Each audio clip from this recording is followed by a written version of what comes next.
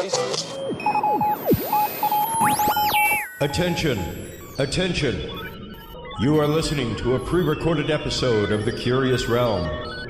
Curious Realm is busy traveling the vast void of time and space to find the best paradigm-changing content the universe has to offer. Enjoy the following transmission, and remember, stay curious, curious, curious.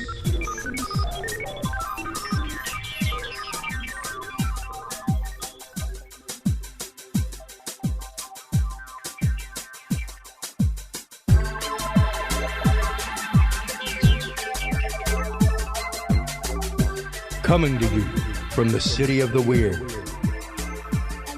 Exploring topics from the esoteric and unexplored to dimensions unknown. Shining a light of truth on the darkest corners of our reality. Welcome to the Curious Realm.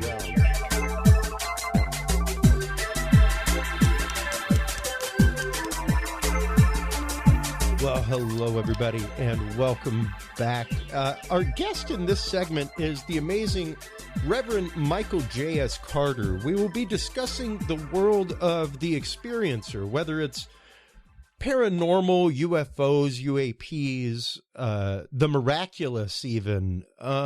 Experiencers have their life changed in a different way, and experiences become truths. It's interesting the way that these things transform us. Welcome back to the show, Michael Carter. How are you doing?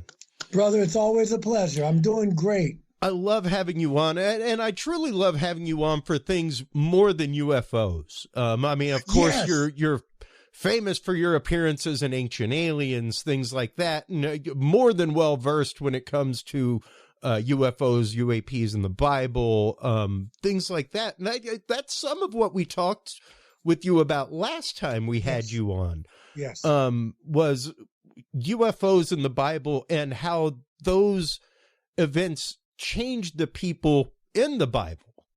Yes, yes. Because I think that's, and you said it, I'm glad you said it.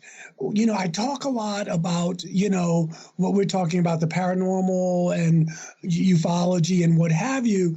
I remember reading and hearing a story about a therapist I knew who had a life-changing experience jogging before dawn in San Francisco. And he said he was just jogging along and the breathing and what have you.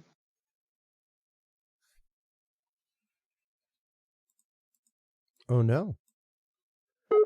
He was the car. He was everything around him. And, that was his eureka moment. And, he said he didn't know how long it lasted for. My point is A, that it doesn't have to be an OBE, NDE, a contact experience. Yeah.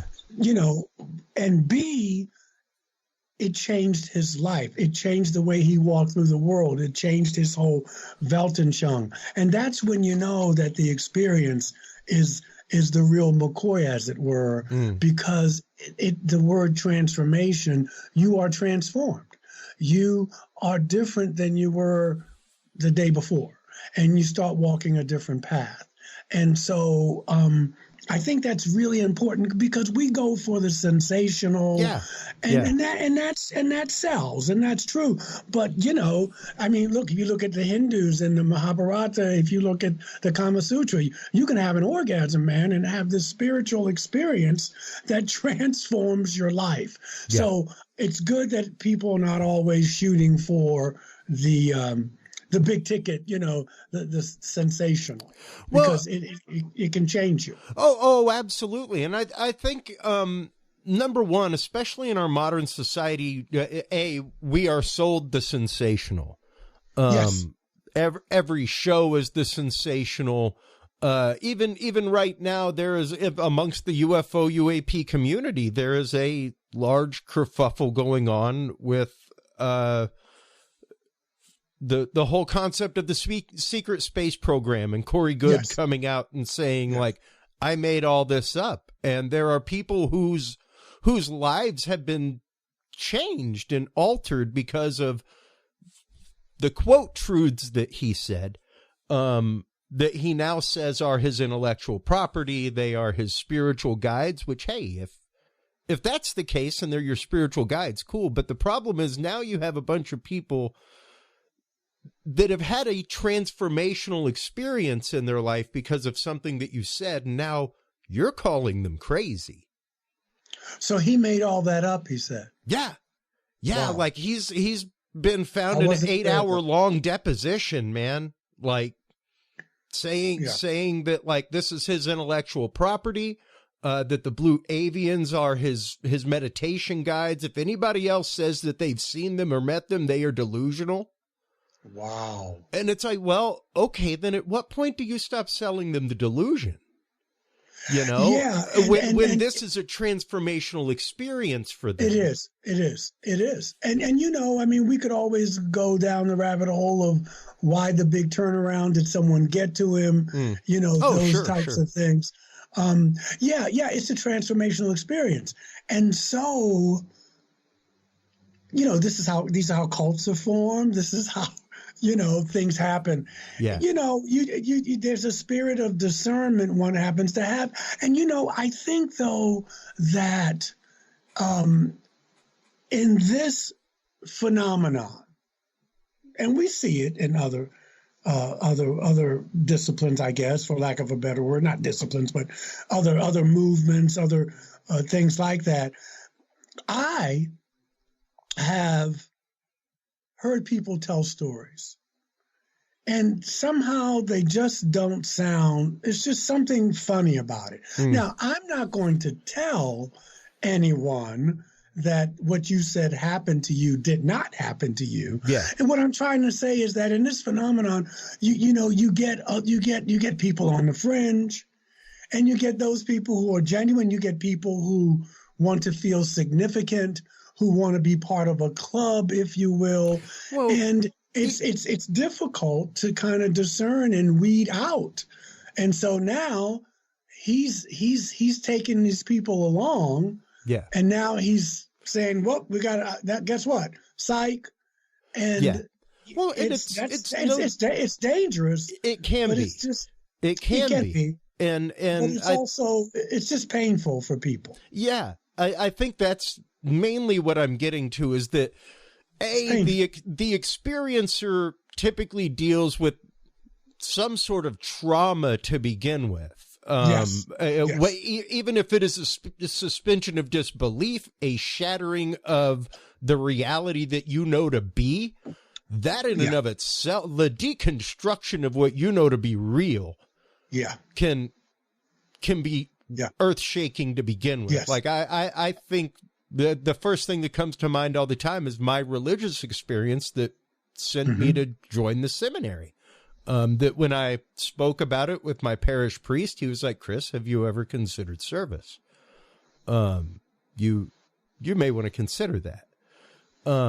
Because he didn't experience that. He didn't doubt my experience. He never, and what's funny is that I probably know a couple of collar-wearing priests who would have doubted my experience. Yes, of course. Who would have definitely at least, looked down on my experience. Yeah. And I experienced that later on in life too, going to my spiritual director with things that had happened to me, which was a lot of the reason why I kind of separated myself from the church itself. It was a large leap of logic for me to accept one and just say that the other's not there. Right. No, I agree. Well, we can accept it if it's in the pages of the Bible, but we can't accept it afterwards. It's like all revelation ceased after the book of Revelations, and obviously that's simply not true. So you see that, but it's a violation. I feel for those people. Yes, I did not know this piece of information because I don't know. It's a rough one, and it's a pretty new revelation within the community. And how can he be trusted? Is this just disinformation? But more than that, I think it's just that that violation of trust. Well, and that's why I brought it up, because once again, I've got a lot of books on my shelf from experiencers, even yours, from your experience. And, whether it's the experience itself, which can traumatize you, what you've gone through, or even the holding it inside because nobody has the shared experience. Nobody, who can you trust with that experience, because you're literally bearing a part of your soul to somebody. Yes. Transformatively. And are they ready for that? And are they willing to accept you for that? Wow. And that's a hard barrier to cross emotionally. That's a big barrier of trust. And sometimes, and that takes a lot of work to prepare. And also with what you told me, there's the commercial aspect, because now not only did I violate you, but I'm saying that something's wrong with you and I want money for it. Yeah. So it's all kinds of boundaries that have been crossed there. And I'm just sad to hear it. Yeah. Yeah. And, these experiences that whether they're paranormal, UFO, what have you, I guess technically they're all paranormal because they're outside of the norm. Under the same roof, with the same umbrella, I believe. But what was it for you that was the, I guess, catalyst moment where you realized that what you thought wasn't? Well, that's a great question. For me, it was when I got regressed, when Dr. Jean Mundy regressed me. Now, and her words were, the good news is that you're not crazy. You get to decide if it's the other part, since now that I'm telling you this is real. And, and so then that's when it became real for me, that I had a professional say, Michael, that's what she dealt with people who were having experiences. Yeah. So, but that was it. That was it. That was the trigger point for me. You used the phrase shattered reality.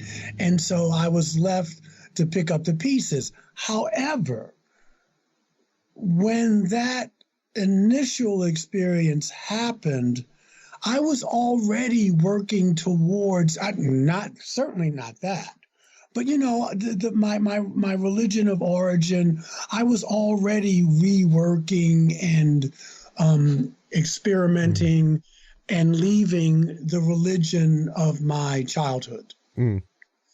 So I was already on a path, Eastern philosophy, existential thought, metaphysics. So I was already on this path, and this expedited it for me, I think. So it took me, that was it. That was like the second layer of it. Yes, I know what I saw was real. When the book came out, my last book, Initiation, I talked to my at that time, my first wife. She remembered it. She said, I remember that night after I read your book. So I got the outside affirmation. But when I got regressed, and later Bud Hopkins regressed me, it made me that this is real. This is real, and now you're going to have to make some choices here. And those choices were what you said. I couldn't tell everybody. I got in a support group, but I was living with a secret, and that takes a lot of energy. Yeah. To carry that, and then years later I would tell someone and they would ridicule. So I was still, I was hypervigilant. I mean, when I started writing my book, even when my first book was my master's thesis, Alien Scriptures, I never said, I didn't put what happened to me. That was an addendum later on. I was just putting this out as research. Now, people in my support group knew, but yeah. So that was You know, it was a fragile time for me. It was really fragile. But luckily, the universe led me to people I could trust. My girlfriend, who became my first wife, Sandy, who was there initially, she was a deeply spiritual woman, because, you know, a lot of relationships break up. Oh, absolutely. Even lifelong friendships, families break up over it. Yes. Families break up. Yeah, it's big. It's a big ticket item. So I was fortunate that way, but it was transformational because it changed my life. I was going in one direction as an actor. I was drugging and sexing and living a very fast life in New York.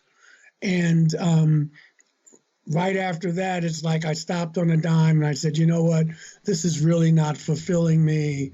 And I took a detour. Wow. And use those skills. Yeah. But yeah. So that's the transformational part, because you can have these experiences and not let them in. Oh, absolutely. Yeah. And so you pass them by like a stranger on the street. Yeah, you can block it, and I get it, because it's fearful.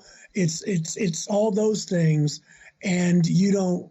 You know, if I acknowledge it, then I have to do something about it. If I ignore it, I don't. Yeah. Well, there is I guess there is that cruel joke within it, like we used to play in the seminary of, I'm just educating your conscience. You know, well, now that you're aware, you're responsible for it. Yes. You know, and yeah, you know, it's that idea of, if you admit it, then now you've got to deal with the bearing of, what do I do with it? How do I process it? Everything else. And yeah, you could totally crush it down, ignore it. It's with any new knowledge. It could be, whether it's religious, you know, theological, it's scientific. If I'm a tenured professor and I've been riding the train of Newtonian physics and the old physics, and I'm tenured and I've made my living, I'm comfortable, my family, and all of a sudden people are talking about UAPs and people walking through walls or poltergeist or whatever, you know, I put my bread and butter on this, man. I'm not sure I'm going to be so quick to embrace that. Yeah. Yeah. You know, and oddly, on the other side, we have the want of confirmation. And the like we were saying earlier, the almost rampant want of confirmation in our society right now. The rampant want of acceptance, of belief, and the fact of what I believe is right. And this proves that. And that takes us down polar opposite roads of extremism in so many fronts, from political to religious to definitely. Listen, I have people in my church, I love them. You know, Unitarian Universalism is a very liberal tradition, and there are people who are dogmatic in their liberalism. And, you know, and it's hard for them to see, but what they're doing is the same thing they're accusing more conservative brothers and sisters of, but they're blinded by it because the need to be right. Yeah.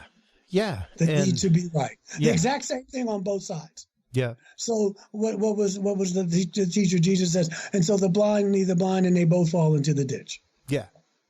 And at what point with your experience, Michael, did you, I guess, come out to your family? At what point did you, bring it up to your mother that this experience happened to you? Well, my mom, okay, maybe we had a little bit of a head start. But a little. My mom was raised by her grandmother, and my grandmother was a psychic. Oh, wow. And so, and people would come by the projects and say, they would rub my head and say, hey, tell your grandma she was right about that. Tell her, I'll get back to her. But, things like that. But my mom, I think, has had some type of experiences, but she doesn't talk about it. She's a very fearful person. But when I did bring it up to her, and she was very reticent, but she didn't bite. She didn't ask more questions. It was almost like, okay. but she knows about it. My stepdad does not deal with it at all. We have our own problems, but he doesn't deal with it at all. My biological dad, who's since crossed over, one day he called me and he said, "I just saw you on a show." This was years ago before he died. He died of pancreatic cancer, and he said, what are you doing up there in New York, son? Is it something you want to talk to me about? I just saw you on a show talking about aliens. And so, and I told him about it, and he never ridiculed it, but he never brought it up. So in some ways, that was good for me because, they were on the fence and I got it. But that was better than being ridiculed. I remember someone in my church was trying to get me fired because she saw me. She said I was up one night and I turned on Ancient Aliens, or she was flipping channels. The only show I was doing then was Ancient Aliens. Yeah. And she went to the church and went to the board. I mean, there was a big meeting and it was dramatic and, not like the Inquisition, but it was like, come on. But they stood up for me. Good. They said, A, he's not preaching it from the pulpit. B, he's probably right. And C, we don't see it as a big deal. And then one other clergy person I talked to, I was in Boston going to an anti-racism conference that I was supposed to speak at, and she said, Michael, I believe that you believe what you saw was real. She said, but if you want to have and I'm not mentioning her name because she's still alive, and and she said, but if you want to have a career in this denomination, you must never tell that story again. Wow. Yeah. And, even to see that, like within the halls of the back halls of your own faith, you should be really reticent to share this experience. But Christopher, let me tell you this. I did not tell people that I had the experience. I was having these experiences. But when I brought it to my advisor for my master's thesis, they approved it. I will always be grateful to Union Theological Seminary because not only did they accept it, to my systematic theology, two of my systematic theology professors from different semesters asked me, would I stay on for a PhD? And I said, no, I didn't want to work that hard. And I didn't want to be my age now still being $70,000 in debt or whatever. But because they could have, if you remember, Oh, absolutely. It has to be okay. Yeah, you can pose anything, as long as it's a defendable thesis. But right, and they said, could also be like, nah, sorry, man. They could say you're not graduating with that tripe. Yeah, but they said take the ball and run with it. I'll always be great. And that was Union Theological Seminary. That's interesting. In New York City. Because one of the top seminaries in the country. Right. Yes. Absolutely. Yeah. That is a huge name seminary. They let me do it. And so we were being guided. Maybe some strings were being pulled invisibly. I don't know. That's interesting because the Rice University Department of Theology, Department of Religious Studies, has actively started. This will be the second year. I'm really upset because it happens every year while I'm in Florida for this 2-week gig. But for the second year in a row, they are having a symposium on UFOs and put on by the Department of Religious Studies. And they have actively started one of the first university-founded UFO UAP archives. Complete with like works from Jacques Vallée and pieces of debris, everything. And Rice University, I'm going to Google it. Yeah, seriously. It's incredible, but it's really interesting to see that it's the Religious Studies Department that is open-minded enough to consider this. Well, at University of North Carolina, UNCA here, Asheville, University of North Carolina, Asheville. They have something called OLLI. I forget what it stands for, but it's adult education for people who are retired and what have you. And about 3 or 4 years ago, my schedule just hasn't allowed it. Someone asked me if I would teach a class on UFOs. Wow.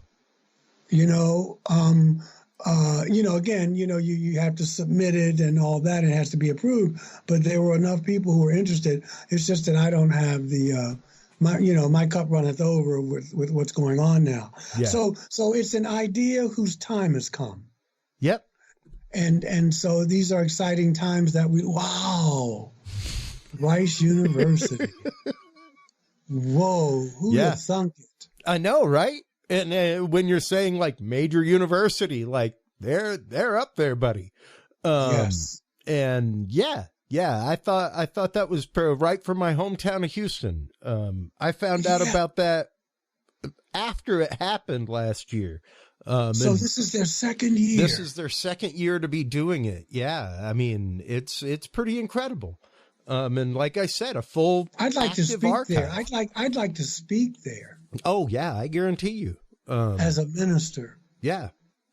It's incredible to see how these experiences have been literally changing the dialogue of our society over the last few years, because at one point, and whatever you think, we say it all the time on the show, whatever you think about the UFO, UAP disclosure going on, the important thing is the dialogue has been opened.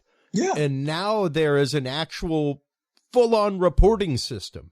Used to be there was like kind of one over here in the Navy, just don't really report it, and everything else. Now there is a multi-departmental, like, okay, so a Navy pilot has something, here's the form to fill out. And it's multi-departmental. It's pretty amazing. It is amazing. I mean, even on the civilian level, I mean, last week, I may have sent it to you in Newsweek about the UFO that was flying over near Ukraine or either in that nuclear facility there. It's not news in the sense of they've been monitoring our nuclear facilities and plants for so long. But, I mean, it's just like mainstream news now. It's either, it's in the Washington Post. May not be a large article, but it's there.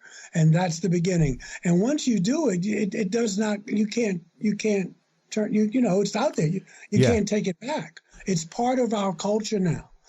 All this conversation now about artificial intelligence and robots and along with the other stuff about wars and rumors of wars. But it's an exciting time. I say this is the year of the experiencer. I say 2023 is. It's like, again, an idea whose time has come. There's so many people I know who are experiencers that are getting together in podcasts and having little groups and, just supporting each other, people trying to write books or writing books. Because that voice needs to be heard. Most of the people talking about our experiencers are not experiencers. Yeah. And I'm not saying there's anything wrong with that because no. But we need to have a voice too. Yeah. We don't need people telling our stories for us. So I'm excited. Same. About there's more diversity at these UFO conferences now. You're seeing people from different races and cultures saying like, hey, I've had that experience. I see it, I was seeing it gradually for, right before COVID and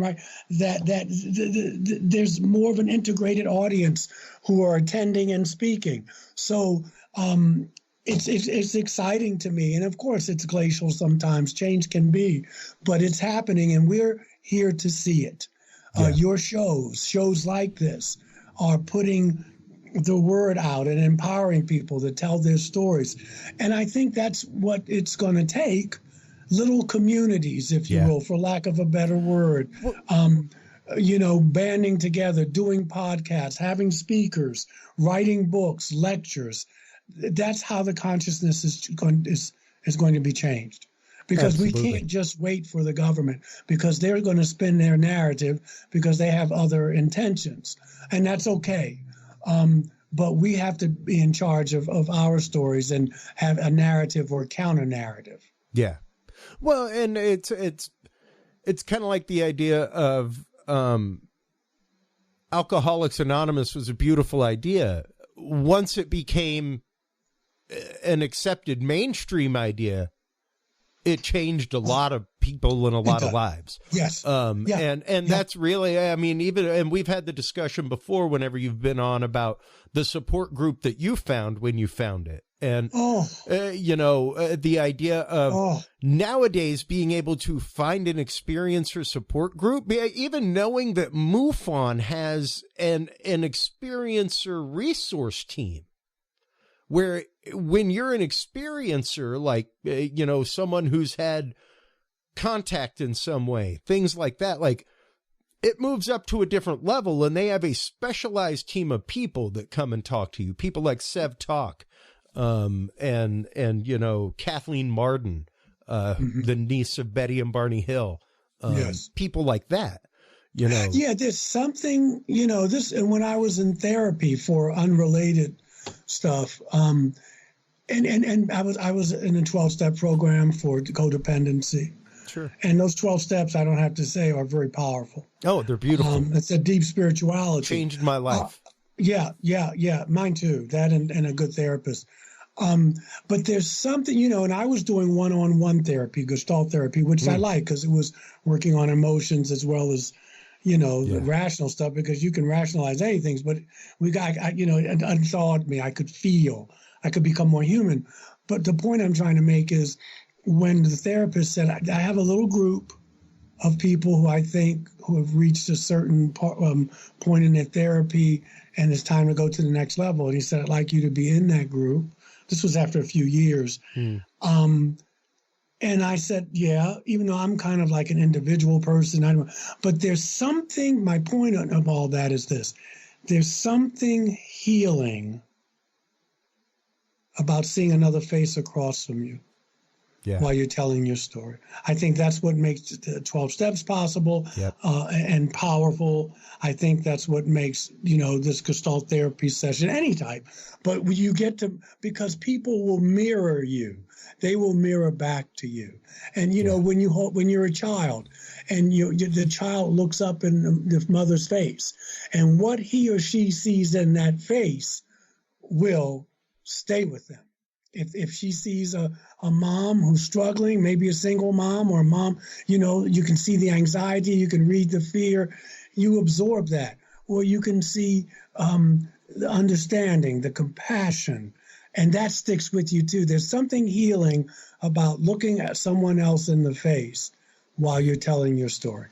Yeah, absolutely. And once again, to be able to share those stories now in communities where once, like you were saying, it took a therapist that was open-minded enough for your experience to say, I think I know a group of people that you may be able to share with. And moving forward in technology from the world of chat rooms to the world of, online groups and Discord servers and things like that now.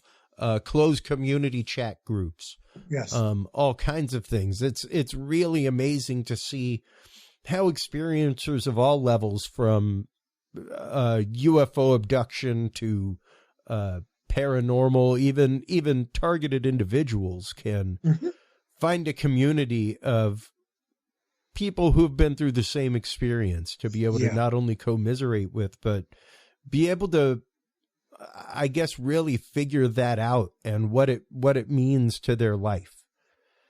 And how to process it. Yes. To be in a safe space, very powerful, very important. And not to be ridiculed and to just be held, to know that there's these people, this energy that's lifting you up and that I'm with you. I'm not going to ridicule you. You can tell me anything and I'm going to, it's like a 12-step group. People tell you, you hear you may tell the sickest things or things you've done, and they come over to you and give you their phone numbers. Most people run the other way. Boy, I got to get away from that energy. But these folks are saying, hey, Michael, here's my number, man. Give me a call. You need a sponsor? Give me a call. you know, and there's just, you can't beat that with a stick. Yeah. And I think the really awesome thing to see right now is the cross empathy across society, the growth of empathy, the understanding of, well, maybe my uncle wasn't crazy, you know, and maybe I'm not crazy. Maybe I'm not crazy. And so what we're talking about, you and I, and you are, you know, a theologian. I mean, you know, what we're talking about is spiritual. Oh, absolutely. We're not talking about the lights in the sky, and that's intriguing. We're not talking about back engineering and, you know, I mean, that's important. My mind doesn't work like that, but that's all important. But what we're talking about is the transformation that will help us, and is helping us engage with one another. Yeah. And for me, this is the crux of this phenomenon. It's not all there is.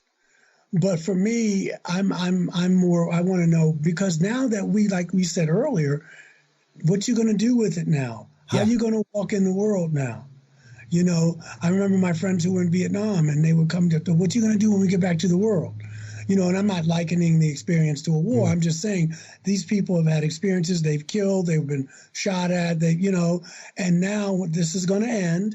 And now we're going back home after we've seen and maybe done some things here. How are we going to react when we get back home? Well, it's the same thing. I've had an experience that I can't explain. Probably, you know, I've been in contact with off-world intelligences, a whole different reality I've been open up to. So how am I going to treat my neighbors the next day when I'm out and about? How am I going to look at life? Yeah. Yeah, absolutely. And what does it mean for religion? What does it mean for what I believe and my place in it? That's what's crucial, I think, in the experiencer's life. Absolutely. And how do you process that literal spiritual PTSD? You know, the aftermath of, because once again, and it's not even just the experiencer, but even the families of experiencers, the loved ones, you know, how do they learn to process their family's experience with an open heart and open mind? Yeah, because they're just as changed. I know I still have a problem at night, sleep-wise sometimes, and I probably always will. It's much better than it was. But yeah, my wife was out of town 2 weekends, and I was here by myself. My daughter was away, and you know, it's tough sometimes because in my experience they could just pop up, they just show up. Usually I'm paralyzed, not all the time, but usually, and I'm usually alone. And even though I know they have not harmed me, you know, some of these people look very bizarre. Yeah. And they're just in your house, and you're like, my nervous system is trying to, I'm adrenaline, fight or flight. I can't fight. There's no flight because I can't move. Yeah. So, and then they go, and maybe I'll see them in a meditation, or I'll feel them in the house, and then I miss them. But there's a part of me that doesn't miss them. And that's been for 25 years. What is it like for you to, because I mean, as a sleep paralysis sufferer and someone who has had his own experiences with that, I definitely know that constant kind of reticence and almost, there's almost a being awake while you're asleep. Like you're in a constant state of readiness to deal with it. Yeah, I'm very vigilant. And see, for me, when they come to me, I'm not asleep. You know, that maybe that would give me an out. Wow. You know, as it were. But yeah, I'm awake and I can't move. I see them. They see me. You know, sometimes they touch me. And it's always, you know, not always, but it's usually don't be afraid, you know, like the angels in the Bible. Sure. But, you know, that's really easy for them to say. Not a single person wasn't afraid. Yeah. Even Mary was afraid. Yeah, come on, man. Don't look at you. You're green. You just popped up out of nowhere. Right. How am I not supposed to be afraid? Yeah, how can I not be afraid? Yeah. So and like I said, for me, it's that struggle of, and it's my own personal struggle. I'm not saying no one else has it. No. But I just have to say, Michael, they've never hurt you. The one time they hurt me by mistake and I asked them to stop, and they did. But, it's just that struggle of, because people say, have they not listened did you get their before? name? Where are they from? I would have done this. I would have done that. And I know sometimes they can put you in a state to calm you down and you can dialogue. I have not had that. Yeah. I wish they would. Yeah, calm me down. Look at me, calm me down, and we can talk like this. But that has not happened.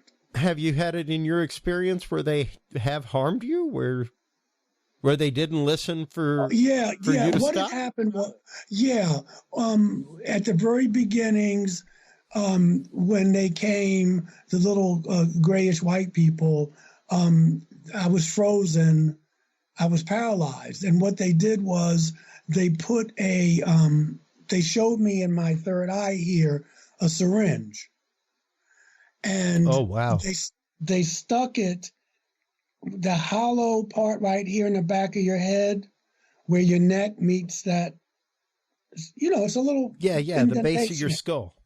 They put a needle there. And I got to tell you, that needle hurt so bad that I screamed and the paralysis was gone. It's like I wasn't paralyzed anymore. And I was so scared, and I was screaming at the top of my lungs. And I remember Sandy, a friend of mine, an astrologer friend, told me, Michael, this is going to sound weird, and I know you're not sleeping, and you got to talk to them. Even when you don't see them, they're probably in your room. They can hear you, and you got to set some freaking boundaries, because you look a mess. And I did. I was drinking. I had dark circles. I wasn't sleeping. Yeah. Because they were coming twice a month. Wow. For like 8 months, almost a year. To make a long story short, she said, you've got to do it. So I went home, and I remember I felt stupid because I was like, is this really happening? And I was in my underwear, and I was screaming up at the ceiling. Okay, and I was in this. You listen here now. They tell you to get in touch with your feelings, and I'm like, you MFs, you got to stop. Do you know how bad that hurt? Wow. What the? And my girlfriend came in, Sandy, who was there at the initial one, December 28, 1989. And she said, Michael, I can laugh about it now. She said, I didn't know whether you were high or what. She said, but you were standing in the middle of our apartment in your underwear, shaking your fist up at the ceiling when I walked in the door. So they were coming on new moon and full moon. So it's twice a month. The next time they came, and they would always come when she was gone, except for that first time, because she worked at night. And they showed me a syringe. And I'm like, oh, God. And I felt, how you go get blood taken and the nurse is so great, he or she, it's like you don't even. Yeah. And they just take it. I felt a little pinprick in the top of my head. Now, call it wishful thinking, but I felt that they heard me because it just didn't hurt. It didn't. Now it could have been just me, but the last time it just felt like it was like here, boom. Yeah. This time it was just so gentle. I don't know what they were doing. Probably opening me up a little bit. Here's your crown, and someone said back here you can get to a pituitary gland. I don't know. But I know but yeah, I felt like I was listened to. That was the only time I have ever had a problem. Because nothing came up when Bud regressed me about that, about being heard or probed or whatever. Yeah. Or Gene Mundy. So I figured they listened. And that helped me out, that, okay, there is some type of thing. And I wound up talking to myself much later, because they were coming on and off for years, the different races I've told you about. Mm-hmm. Then I had that healing in 2019 from the blonde blue-eyed brother. I just looked at my life, and someone said to me, Michael, look at your life. And my life was just better, my spiritual life. And so I could never say, and this doesn't mean that people who had, bad experiences, probes, anal probes, I'm not saying that didn't happen, but for me, my inner life, my spirituality had deepened from it. Yes. And so it wasn't so, and what they did, they made me look at. They didn't say, you better look at it, but I came around to looking at other areas in my life where I let fear of difference, just plain old adulterated fear, keep me from doing the things I wanted to do in my life. Because yes, they were bizarre looking. And yes, and yes, I'm scared. And part of that's natural, but I didn't want it to block me from trying to have a relationship. Yeah. With them. But I just have a problem at night. When I'm here alone, I have a problem going to sleep. I keep the lights on like a little kid. I talk to other experiences. You may. I leave that light on till the last minute, as if the light. I quick step more than once as a grown man. I'll tell you that. Yeah, brother. It's not for the faint to admit it. Yeah. And I'll be 66 this year, and I have that's a little post-traumatic thing, and I just deal with it. I go to sleep. Yeah. But, it's just, especially, but I wake up during the hours when they visit. Like, I go to the gym at 5:30, 3 days a week to swim. It's crowded. It's not, there are other people up too. But I noticed that after many, many years, I started, and they would come between 1, 2, and 4. Sometimes 4 or 5 o'clock, but usually between 1 and 4, I would get my visits. And now I just automatically get up that time. People go, last night I got 5 hours sleep. I got up this morning. I didn't go to the gym. I worked out here. I did some yoga. I got an exercise bike. But part of that physiological thing is I can do that for maybe 2-3 weeks. I try not to, but I can get by on less sleep. I have more energy. Yeah. Hair grows fast, skin and nails. I cut my hair. I still got my ponytail, but that was from them. But here we are years later, and I can still get by on less sleep than the average person for a little while. Yeah. For a little while. Yeah. But before I couldn't, because I was overwrought with the lack of sleep. I was traumatized. Well, listen, there's a reason why they do that. The Geneva Convention says, no. It will break you. It will break you. Yeah. Lack of sleep, man. Even if you didn't do it. Okay, I did it. I'll tell you I did it. Anything. Just let me get some sleep, just man. Let me. Yeah. Come on. Yeah. With that happening to you passively, while like you said, as you sleep, as you're awake, things like that. What is it like for you to have these experiences while actively meditating? Because that's a point of like you are not that you aren't spiritually active all the time, but it's a different point. Let me be clear. No, let me be clear. I don't have the intensity. What happens is I'll be meditating and going through my candle and counting my breaths, and their face will be there. That's what I mean. Not that they come in while I'm meditating. Okay. They just pop in. They pop in and they stay there. I they just rent your spare space for a minute. Yeah, And I remember opening my eyes and doing that and closing them at the end, and they were still there. That's what I mean. Interesting. Yeah. And that shakes you up, man. I got to tell you. When I got healed by the blonde brother, the next day, I saw him. I saw them. And the next day when I meditated, I was on my sofa in my apartment, and I closed my eyes. I was too lazy to come down and go in my other room and sit. And I closed my eyes, and I was getting in that groove, and they were both there. It was two of them, and they blinked their eyes like this. And I opened my eyes, and I was like, oh, come on, stop. And I closed my eyes, and they were still there. Wow. And I just said, thank you. I just said, thank you for what you did last night, because that blood clot, it was pretty big. And the story, I had to go tell the doctors. Yeah. But I thanked them. So, and I felt that was their way of letting me know that, you saw me last night, and now you see me again. And so you're cool. You're not crazy. Yeah. That's what I thought. Yeah. So, I'm sorry. I thought that was my church. No worries. And I'm fortunate. My wife now, she's a therapist. She works with people with chemical dependencies and such. Beautiful. And she's a gem. And this is all new to her, but she has embraced it with open arms. I knew she embraced it when where did we go? We went somewhere, and she bought a T-shirt with a gray on it. I said, wow.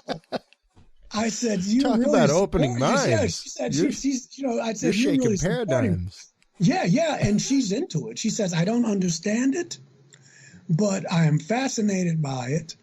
And she says, she just supports me. I told her the other day, that, I'm going to be a little nervous. I'm going to miss you, but it's going to be a little rough. I'm not saying this to make you don't go with your family, but it gets a little rough. And this is a big house, but they came when I had a small apartment and whatever. And, but I get to sleep eventually, but I'm up. I noticed that for some reason I forced myself to stay up a little later because I don't want to go to sleep. Yeah. And then, but then you have to, I got to work the next day. I got to, but it's all good. I've been doing this since 1989. What are the first steps that you give new experiencers whenever people come to you, Reverend, and are troubled by their first time? What's the first steps that you give them to accepting? I guess I tell them that that first of all, that I will never ridicule you. I know what this can be like, so you are safe here. And that I tell them that the acceptance may not always be full acceptance, but it will come in time. And you need to talk about this to get it out. Those are the first three things I tell them. And then we can go from there. I know you get this, Chris, hey, Chris, I need to talk to you, man. I got something. Yeah. I need to share something with you. I need to talk to you about something. And you may say two words, and they may go on for a stream of consciousness for about 10, 12, 15 minutes. Oh, man, Chris, thanks, man. I needed that. Thanks for talking to me, man. I feel better. And you hadn't said doodly. Lick. Yeah. It's something healing about being listened to. Yeah. About being taken seriously. And everything I'm talking about, you would do this if the person didn't have an experience. It's connecting on a deep level. Yeah. And that's the transformational part. But that's what I would tell them. And I would make sure, A, no one's going to hear about this. B, I will never make fun of you because I've been sitting where you're sitting. And tell me what's on your mind. Tell me what happened to the best of your ability. You are safe here. And once they feel that, gradually, it begins. And then we may talk about some meditations to do, or maybe saging the house a little more, putting a bubble, wearing your rose quartz for your self-love. If some people, these upper chakras are open, they're draining. I'll suggest you want to be more grounded. Ground yourself in your meditations. Feel yourself being supported by the earth. Get a grounding stone, obsidian, black tourmaline. We'll go at it from that way. But we're still going to talk about good old-fashioned psychology, and, we're mixing it. That's the alchemy. Yeah. But that's how I would start with them. And, because you got to get their nervous system. It's your nervous system that keeps you up when your wife goes away. Yeah. Because you're reliving. It's your nervous system that, I mean, I'm sure there are people who say, okay, let me talk to you, where you're from, whatever. But you're not in control of the narrative. That's if they want to do it, at least in my experience. But it's like someone pressed a button of adrenaline and it's stuck. Yeah. I'm stuck. Yeah. So it's not stuck every weekend when she's not here, but I can start reliving that. It can be hard not to surrender to the cortisol whenever it pops up. That's the word, the cortisol. Because I find myself, especially a lot here lately, literally just waking up at like 1:30 and cannot get back to sleep until 5. Like my brain just races. Yeah. I will wake up and I know you're an empath, so you're probably picking up all this stuff, and don't let it be a full new moon or an eclipse or something. then you might as well just go outside and run outside and scream. Yeah. Because I know you pick up all this stuff. So so it's not always that, but you got to constantly cleanse. You got to constantly meditate, because the good thing is that you have it, that sensibility, but you also got to take care of it, because it can be overwhelming. Yeah, absolutely. I want to thank you so much for your time, and especially your more than candid sharing today. So incredibly moving to hear you speak in such a candid way about your experiences and the way that they moved you, the way that they changed you, the way that your family interacted with you. Yeah. They kind of keep a distance around that. I'll just say this, because I know our time's up. About a year ago, I was really, really tired. I was going through one of those times. I was by myself. It was right before we moved, and I did a podcast, and I have never done this. I was so tired, and I was so wrecked, not sleeping. Someone asked me to tell them the story. It was like I went right back there. I started crying on the air. Wow. I was like, wow, where is this coming from? Of course, she loved it. And she wasn't callous. She said, that was so real. And I was like, well, why wouldn't it be? And she said, I just wanted her to stop talking about it. She kept saying, I can't believe you did that. And it was so real. I was like, okay. But it was like the button got stuck. Yeah. And she kept probing and asking me, so And I was like, holy crap. But yeah, and you can go right back there, man. You can go right back there. Yeah. And, because it's imprint. That's how they get it out, because they know it's there. I'm talking about hypnotherapists. Everything is in lifetimes of stuff. Yep. And they know how to get it out. Well, they know how to, whatever comes up, comes up. So anyway, listen. Let's do it again as usual. Absolutely. I love that we just talk. It's unscripted. We just go for it.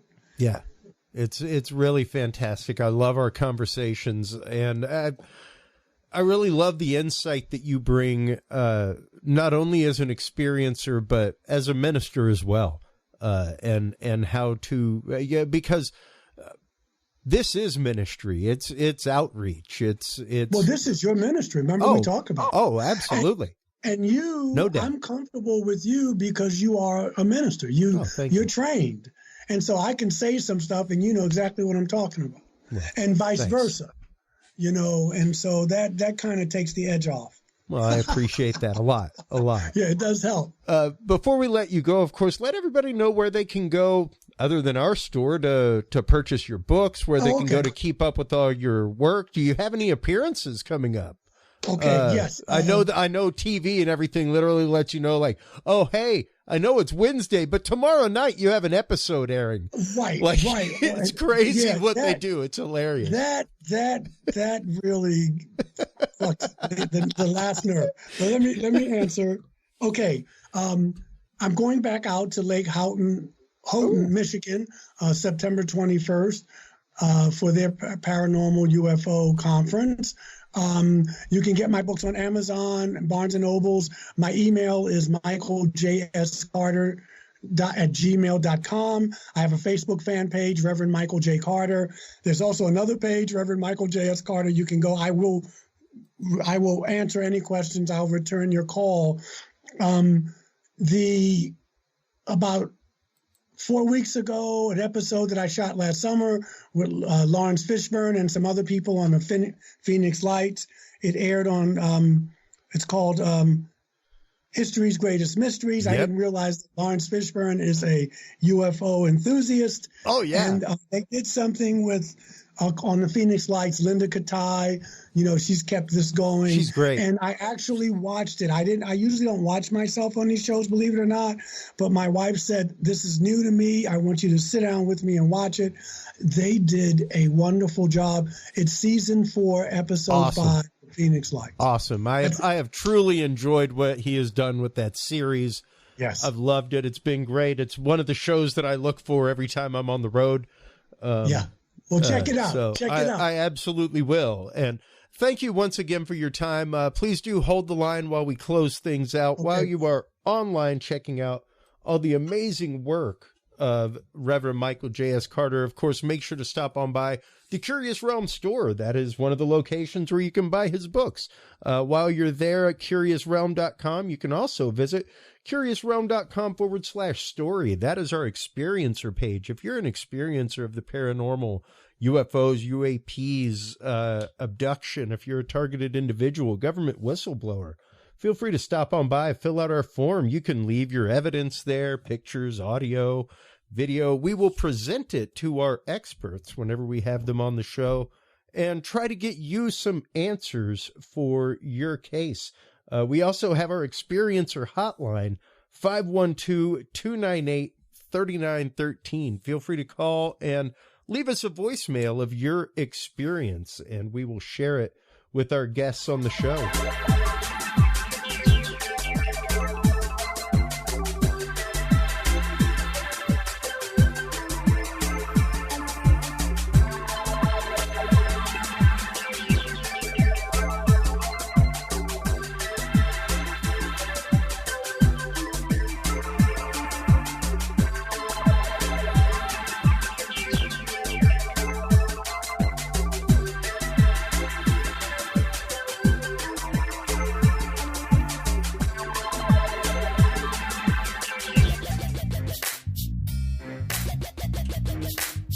With the rise in attention to the health benefits of cannabis and cannabinoids, including CBD, True Hemp Science has become one of the premier providers of full-spectrum CBD and CBD-related products. Using a proprietary spagyric process, True Hemp Science extracts maximum benefit from the whole hemp plant.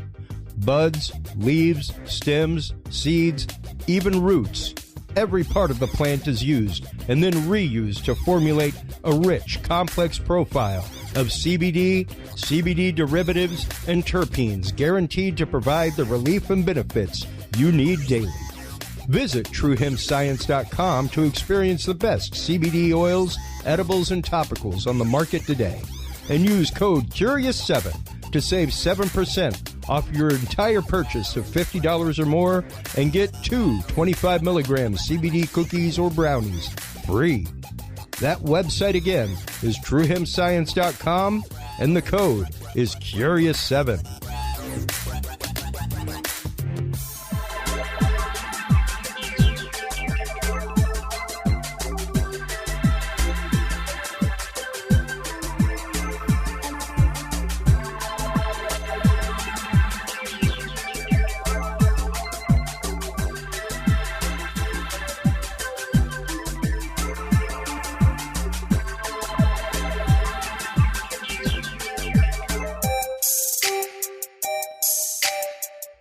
Have you considered starting a podcast?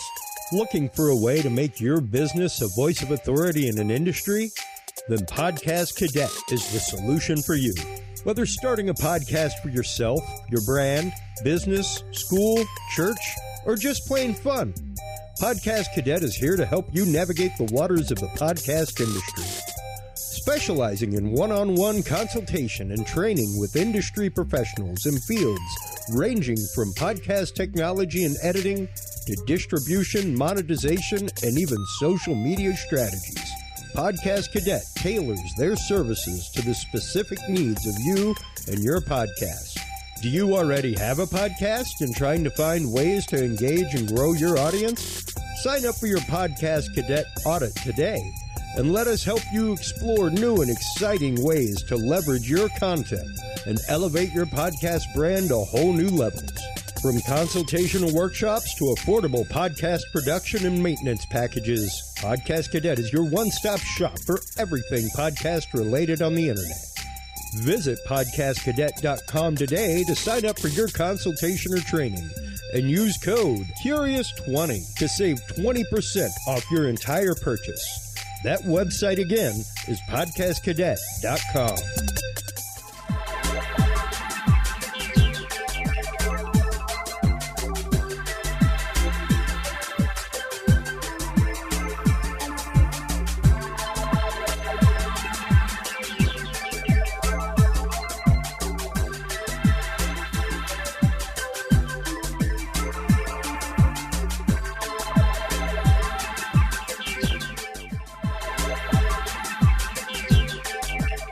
The Curious Realm Podcast is your source for the latest and greatest news and events in the world of the paranormal, esoteric, and forbidden knowledge.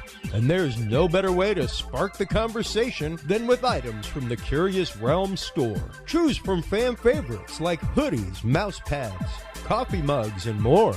Buy books and items from your favorite Curious Realm guests.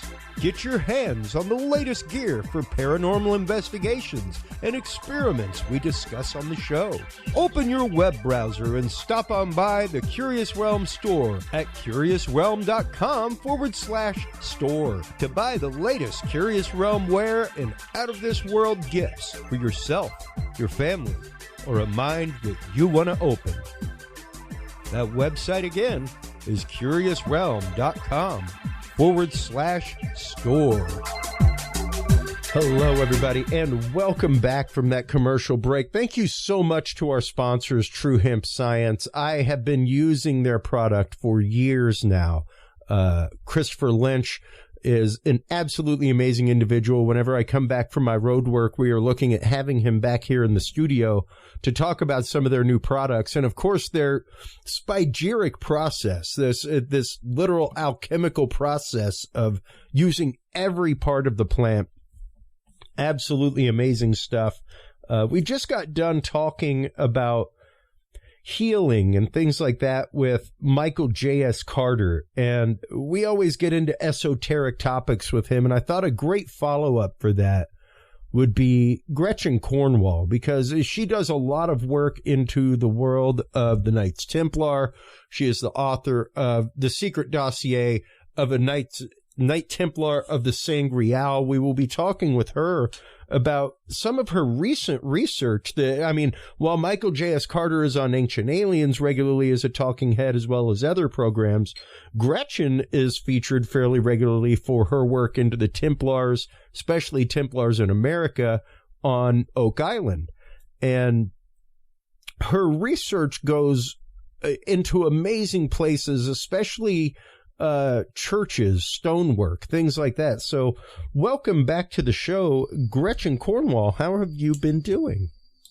Oh, thank you. It's really nice to talk to you. I was completely jazzed when you messaged me and said, "Hey, do you have some time?" And yeah, for you, absolutely. Oh, I love Christopher. It. Absolutely. So I'm really happy to. It was one of those kismet moments. I had just finished 3 episodes on my YouTube channel about Templar carvings and alchemy and even Viking history in North America. And had just completed a few days in Gloucester, I I just felt so inspired by Gloucester. I went there and filmed on one day 6 locations that all had to do with this overarching umbrella topic. And because I was able to do all of that in one day, I had another spare day to go to Gloucester Cathedral. And that's when it all hit. I really just couldn't believe what I encountered. And what made it so special is Gloucester Cathedral allows the public up into the upper galleries. I've never been in another cathedral that allows that. And of course, that's where all the hidden carvings are, the green men are, and where real interesting research can happen. So Gloucester trusts their public to take care of themselves on these tight spiral staircases going up and down, and with a rope for a guardrail. So, and uneven steps. You know, people have been walking on these stairs for centuries. And the views up there are dizzying, and the carvings are breathtaking. So I was truly able to walk and discover Templar carvings done by the Cistercian order. The Cistercians were first and developed into an international corporation, really, by Bernard de Clairvaux, who was a main mastermind behind the Knights Templar. And the Knights Templar are basically Cistercians with swords, and they have the same exact rule book, the same, rule of order. So the Templars were gone, unfortunately, by the time this gallery was built. But because there were Cistercian abbeys in the area, they had their own stonemasons. I was able to determine that because of these carvings that the Templars would have recognized and used themselves, this was a Cistercian stonemason that had done work on Gloucester Cathedral and hidden carvings up in the gallery where worshipers would not have normally been given access to. And I go over that content in the episode 3 of my 3 YouTube videos, but I broke it down into 3 episodes because an hour and a half is a lot of time, for somebody to hold their attention. So I thought I'll break it down into 3 sections. But the Cistercians continued their activities all the way up until Henry VIII, when he broke away from the Catholic Church so he could marry Anne Boleyn. And he basically looted all of the churches, the monasteries, and books were burned, properties were given to his favorites at court. So Gloucester Cathedral is lucky to have remnants from pre-Henry VIII time. So it just... to be honest, I'm still I'm in awe, and I feel so inspired when I come across these lost carvings or statues or paintings, and they're usually going to be found in churches or abbeys because that's the only thing left. I've discovered through yes, that was a good one. That's it right there. That's the special one. That was I discovered it on the way out of the gallery at Gloucester Cathedral. Now, this is where things get tricky. You're never going to find a perfect smoking gun with hundreds of years in between. Yeah. And when you're talking about alchemy, see, today we're used to our world being standardized. There's no such thing as standardization in the medieval world. You'll find that in the written language with lack of punctuation. A lot of it was phonetic spelling. Some things were exact, but things got changed. And when you're talking about the art of alchemy, it was done to hide your activities from the competition and from even your patron. Oh, because, absolutely. You know, if you were a powerful, rich nobleman, aristocrat, a ruler, you would have had somebody at court like John Dee, Leonardo da Vinci, you know, some very famous historical. There you go. This is a standardized alchemy chart. As close as possible to what would be one. And I mean, one of my, I guess, obsessions over COVID, Gretchen. I've been fascinated by alchemy my whole life. And it's pretty remarkable. Like, we are verging on alchemy right now. We have made gold in the lab. Like, it exists. We can change other elements to gold. So it's pretty remarkable. And that was, of course, one of the big quests of alchemy was turning lead to gold. But if you start actively going through and reading alchemical texts, if you start reading the history of alchemy, things like that, it really is much more of a philosophic mystery school than it is a chemical process. There were things that were there, aquavit, things like that you used to free substances from their form, but this was all really analogy for changing yourself and purifying your own base metal of lead into gold. And how do you follow this process for yourself in life? It wasn't necessarily, and that was really a part of the big mystery that they were hiding, was the fact that they were sharing this esoteric knowledge of reaching the divine without a church. Yes. As a mediator. And that's one of the reasons they got in trouble, along with their wealth, which the King of France wanted. Oh, yeah. But the King of France couldn't go after the Cistercians. No. So they survived. Yeah. But they've also survived across Europe. There are 2 active Cistercian houses in England now. They were invited back. They resuscitated 2 historic buildings, but they are still active across Europe. And, you know, medieval Europe had this underground stream that flowed through the centuries that the church at the time could not extinguish, no matter how hard they tried. And if you had enough money to defend yourself, if you were a nobleman, then you could defend yourself against the church, although they were able to arrest some people. But by and large, they weren't going to go after somebody who had a large army. Oh, yeah. They didn't go after people like the Medicis who built entire churches, cathedrals, things like that. And those were the people who were the backers and patrons of people like Leonardo da Vinci. Exactly. They knew what they were doing. And that's what drives me. You hit the nail on the head.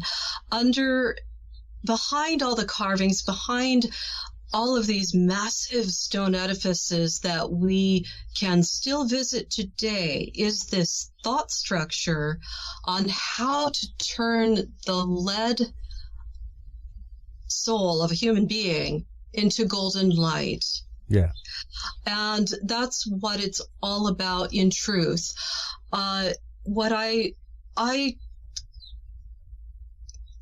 They also were working on other more pragmatic, because we still live in the physical. We have to learn how to balance the needs of the soul and the spirit with the needs of living in a physical body on earth. And it's not easy. You know, they were monks. They were monks first, warriors second. Exactly. And yes, like despite any esoteric study, things like that, they were they were drilled in their religious practice. I agree. We are of like mind on all of this. They were at the top of their game when it came to metallurgy.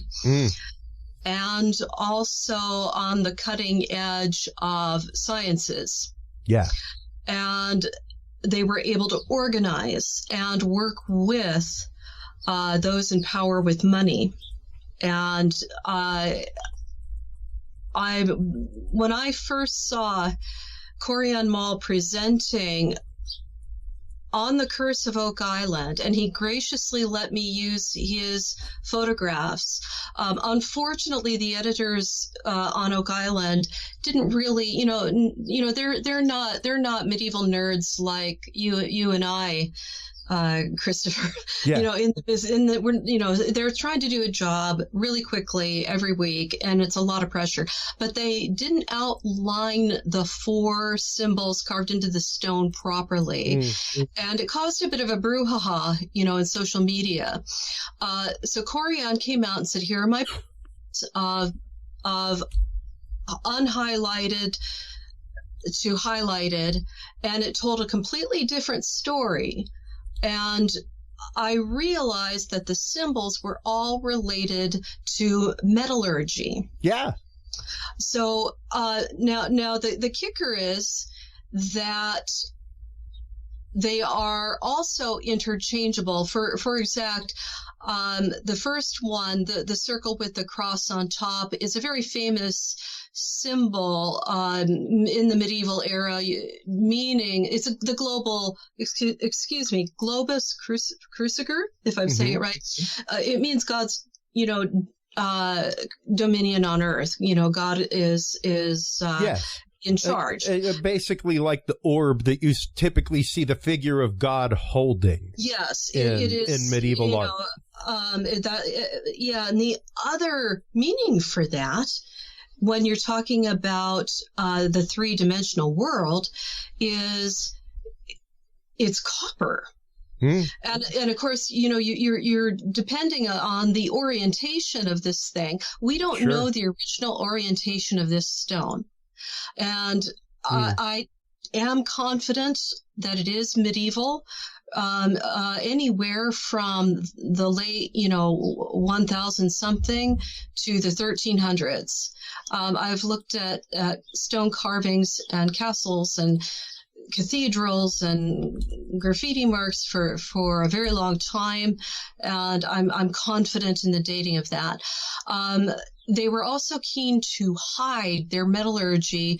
Having a resource that can help fuel a day-to-day life, a war effort, self-defense effort is really crucial. And I think we're looking at symbols of hidden metallurgy and sources of wealth that the late Vikings into the Templars would have fueled their programs. And so we're looking at the symbol for copper, and if you turn it upside down, also the symbol for Venus, which is a planet ruled by the metal copper. Indeed. And I didn't really hit on that too hard in these, the 3 videos I've put out, but it is associated with Venus, who plays a large part in these mysteries with the Templars. Because Venus, the morning star, the evening star, appears to form horns on the horizon over that 24-hour period of time, the morning star, the evening star. It's considered, because it's an astronomy symbol at that point, a navigational issue, as well as an alchemical issue of the forces, the divine forces that come through planetary bodies. And the medieval world, you would often see a man or a woman with the planets, vertically aligned down the center of a human being. And that is the European model of the tree of life out of India, the Kabbalah and the Jewish Kabbalah, and the Kabbalah infused its way, into into Europe, and so Europeans adopted these practices centuries ago. The Templars were aware of these practices because of their footprint in the Middle East, and Europeans had their own way of expressing this in shamanistic practices prior to it being formalized into the Judaic stream. And of course, Christianity has a close relationship with Judaism. And later on, the Rosicrucians took the Christian cross and put roses on it. So, updating and making those things those processes of the electrical body of the human being explainable to Europeans in the terms of roses. Versus energy, the Sephira or the energy centers out of India. Yeah. So I didn't go heavy into all of that in my 3 videos. I stuck with what could be used and processed on the ground to help keep their projects moving forward. So the first symbol, is copper. And with its Venusian alchemical characteristics behind it. And what's interesting with the next one is that represents saltpeter. And that is important for producing gunpowder. And I have found European early examples of gunpowder experiments. They were experimenting with cannons and with arrows fired by small pouches of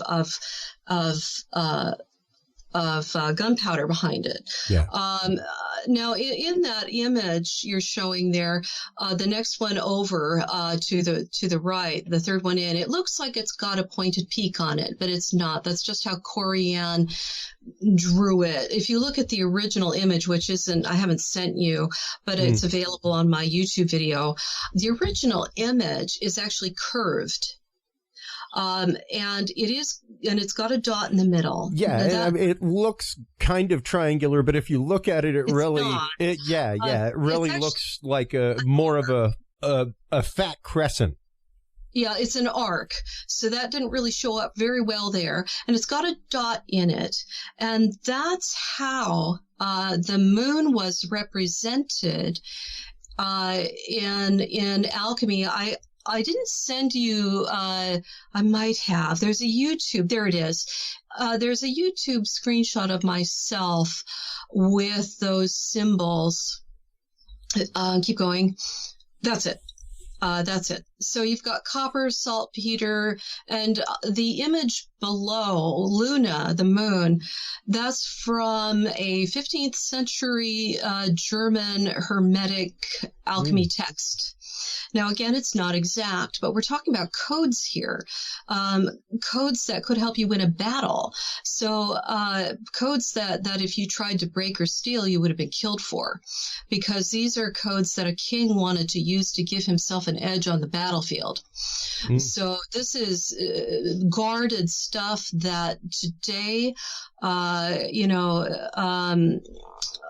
is highly guarded material. You can't just walk into the Pentagon and take something. However, recently something like that did happen. Ask that kid. That's the Discord champion. That's the young man who's now going to end up in prison for, he should have found something else to focus on. But, if you go after stuff like this, you're going to get caught, by somebody trying to guard it who's bigger and badder than you are.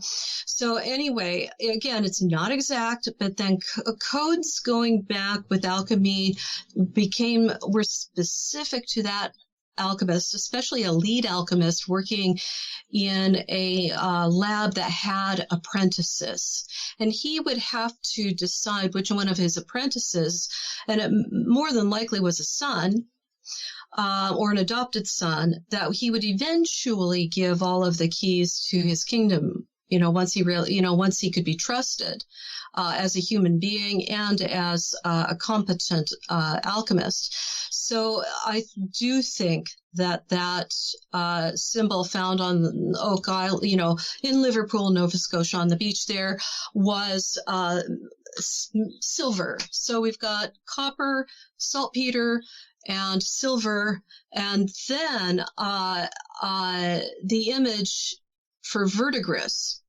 So the way I approached this, and a lot of people on social media are approaching this, you'd not believe the conversations that are going on about this right now online. And I really have some sympathy for Corianne, who has had to weather this, this storm of people weighing in, wanting to participate, tearing it apart, throwing out their own theories. But the communities are brutal. They are brutal. They are brutal, and I really feel for him. But the symbol, the last one represented in that lineup of 4, and they're so close together as to be a sentence, if you will, or a completed thought. And that last one is an amalgamation. I have looked everywhere for it. Corianne's research partner, the very venerable and competent Christopher Eric Morford, has not been able to find an exact match. And I have put this in front of 2 doctors who are steeped in alchemy. They said, we don't know what it is. You're not going to find an exact match. And there are a couple of potentials that come close to it, but you have to go to ancient languages to get close to it, or go to alchemy. And because this is a practical matter of copper, saltpeter, and silver, I chose to go the alchemy route. So if you take the solar symbol, the circle with the cross in the middle, which is around the world, yep, that is in alchemy verdigris, which is a byproduct of copper. And what they would do in the Middle Ages, depending on how much money they had, if you were a lord with a stable, you could dig a cellar, and the animals in the stable, the horses, the cows, whatever, would pass water. And over time, the urine would interact with the cave, the cellar underneath, and form, I'm sorry, I'm getting this muddled up, form a very acidic product that if you were to put on top of copper plating, the copper plating would very quickly form a top thin layer of verdigris, which was used in paint. Because they only had pigments, they only had natural forms to create art with, but I found a reference that they used verdigris in the notches where you place a feather as a antifungal agent to keep little critters from munching on the feathers while you were stockpiling arrows before you went to war. That's huge. Yeah. So verdigris was used to protect feathers. And how many arrows do you think an army would need to launch an attack either in the Holy Land, or at home to defend? Yeah. And it took a good 1 to 3 years to prepare for absolutely. an event. So you don't want your feathers to be eaten by little critters while they're being stored. Yeah. But only a wealthy person could do that. Not everybody had that. We're not talking about standardization here. Yeah. We get so confused in the modern era about standardization. That didn't exist going back. Even, we're still in the process of standardization. Standardization didn't exist until Henry Ford, man. Thank you. Where Perfect. It was like, we need a standardized process to create an assembly line for something. Until then, things were artisan style. The dude making arrows right next to the other guy making arrows may have fletched them slightly differently. Well, yeah, and if you didn't have the money, and a lot of armies were ad hoc. Oh, yeah. The king said, okay, to my baron, you promised to bring so many, men to war. And they might have had some of their inner courtiers who were capable of warfare. And warfare at the knightly level was expensive. You had to have a horse. You had to maintain the horses. You had to have your blacksmiths, you had to have armor, on and on and on. And, a sword was a rich man's game. Often they would go into battle with axes and poles and unfortunately, the farmers were press ganged into following along, and those were the ones that were bantha fodder. Forgive me. Oh my God, I can't believe I just did that. That's Classy. A Star Wars reference. Classy. Forgive me, cannon Talk fodder. about comfortability of a guest. Cannon fodder. So, but I do have a historical person that would be up for this particular job. So just to quickly explain the symbol, since we're continuing along this line. So you've got the verdigris symbol in the middle of a stave with arrows pointing towards the stave.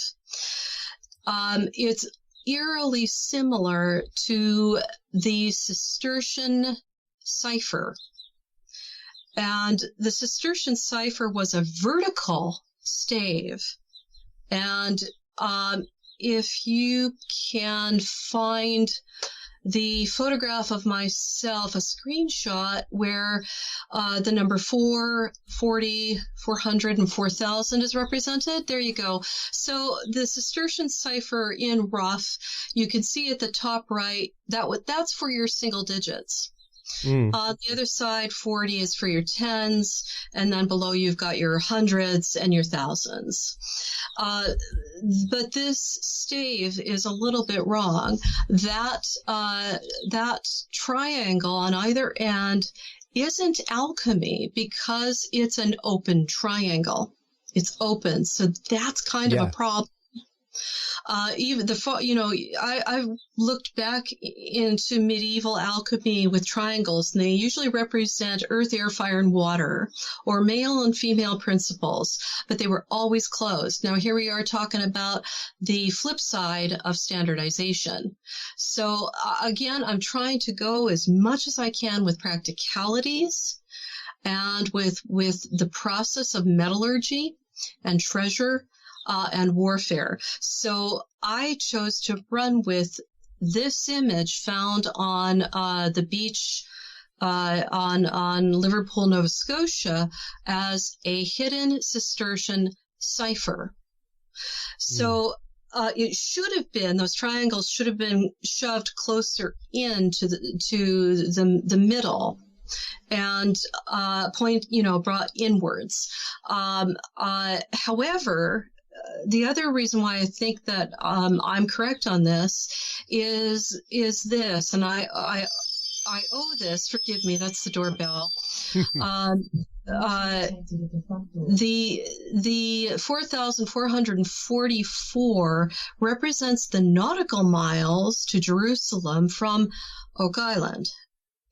And yes, they would have had the capacity to have known that at that time, which I go into greater detail in my second video. Might have been my third. Anyway, the 3 videos cover a lot of ground, but I appreciate that my research friend noticed the nautical mile reference to Jerusalem. And Jerusalem in medieval maps is always depicted at the center of the world. And it wouldn't have been out of step for a Cistercian who is, or, you know, a Cistercian / Templar, stonemason, you know, mining, to say, hey, okay, we're mining copper, developing saltpeter and silver, verdigris, processing, you know, verdigris, and we're going to use it to support the King of Jerusalem. And our efforts over there. And we're going to use it to defend ourselves at home. And so it wouldn't be out of place to use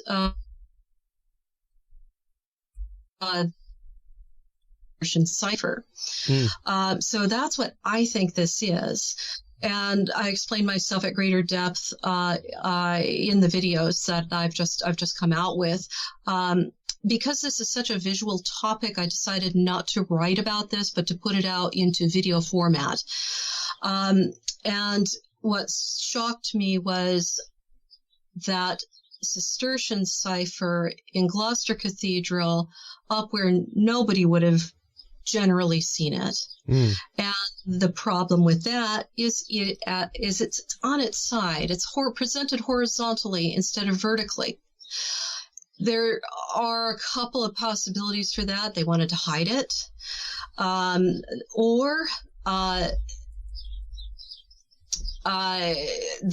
That's pretty much what I've got on that front. There it is. Now, that is incorrect if it's horizontal. But if it was a Cistercian stonemason and they chose that as their mark so that they could get paid for facing that stone, and it was potentially inserted horizontally instead of vertically, that's possible too. But, you know, I'm erring on the side that this particular Cistercian wanted to hide what he was thinking. So, it's so fascinating, you know, putting these all together. And I want to introduce to you someone named, his name is Sigurd the Crusader. He was the king of the Shetland Islands, the Orkney Islands, and Western Scotland on the coastlines.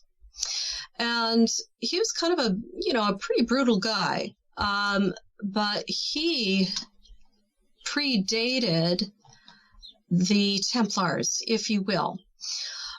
He was the first king to go on crusade in support of the first monarch of Jerusalem. And he had 5,000 men, 60 ships, and he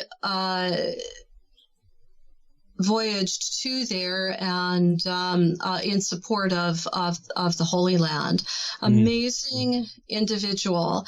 And he was a pretty rough fellow. But what happened is that he, because of his disciplinarian approach, he was able to usher in what is regarded as a renaissance of Norse culture. He was the king of Norway as well.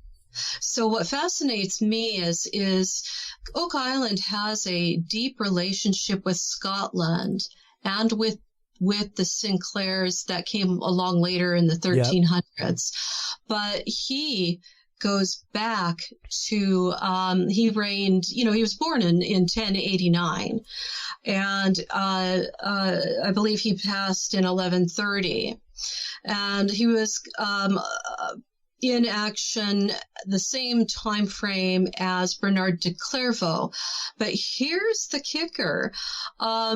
They've recently discovered that there was a Cistercian monastery in Norway. But the big discovery was the Cistercians were there at the same time as the King of Norway, Sigurd, the Crusader.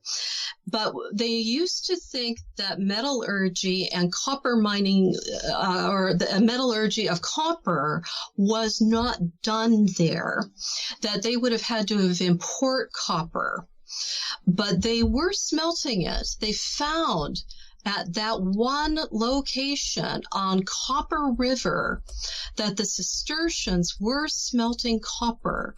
But because of certain things that were happening in Europe over the centuries, with the Black Death, with war, this or that, the knowledge of smelting, of deep tunnel mining came and went because people died.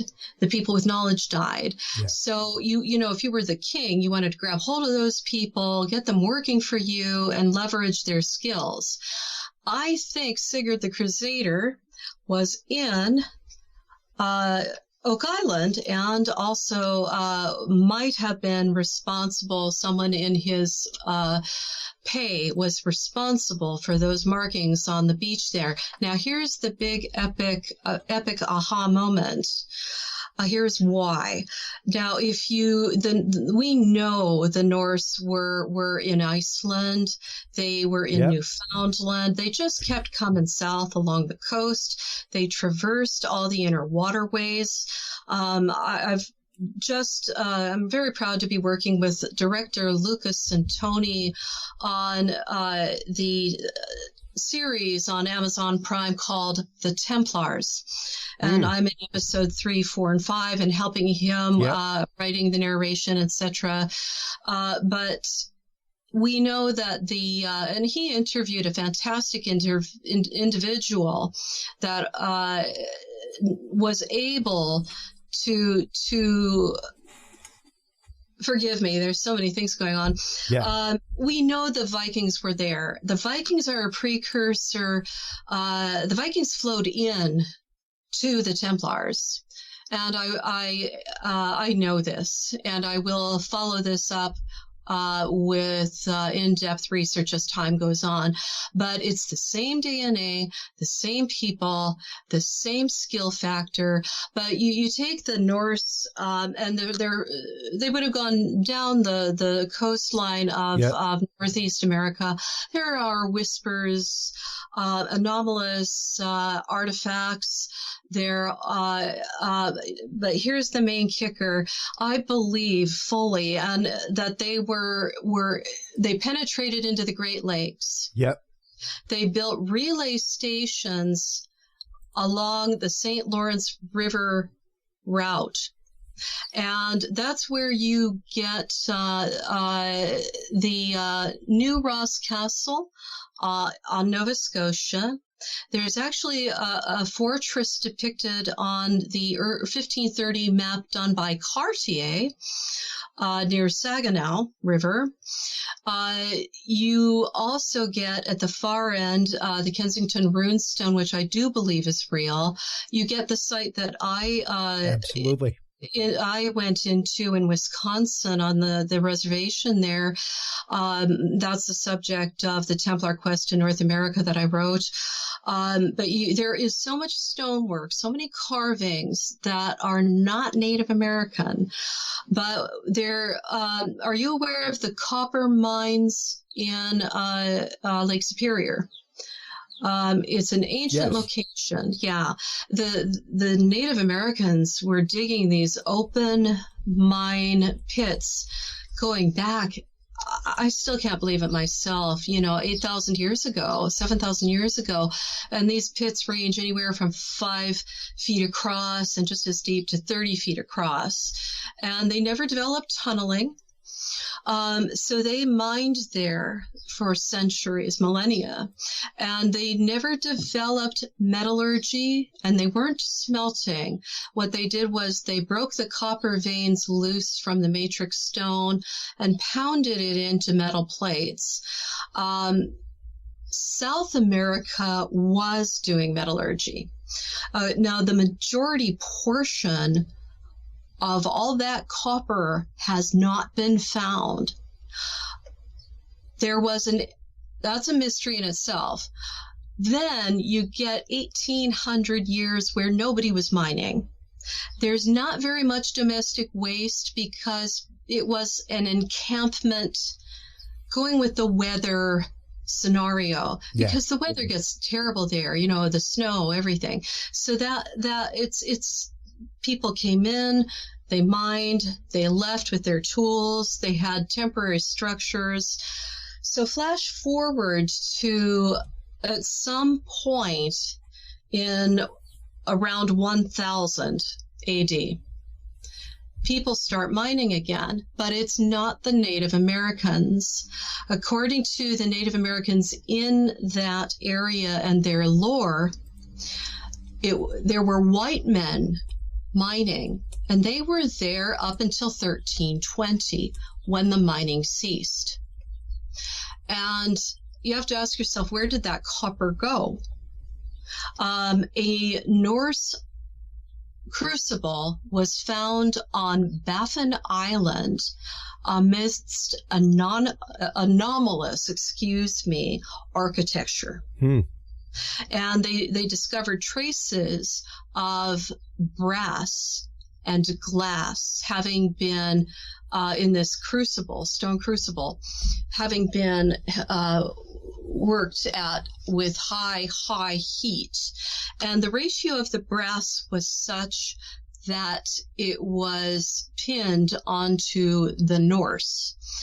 They found similar crucibles in Norway that equated to this crucible found in Baffin Island that had been prior thought was strictly native indigenous peoples.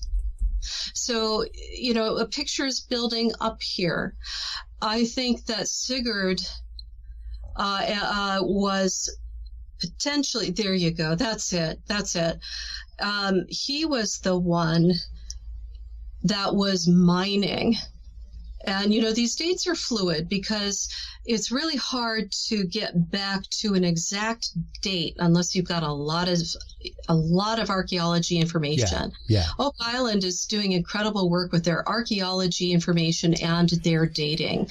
But unless you can find the objects en masse, it's really hard to pin down. So you have to rely upon anthropology, legends, objects, who had the motivation, who had the technology, the capacity, who had the very steep need to do these things. Well, I've said it with you on the show. I've said it with family, friends, all kinds of things. Oh yeah, I've watched. Okay, they ain't finding nothing. Even acorns get a little tough nutted about it.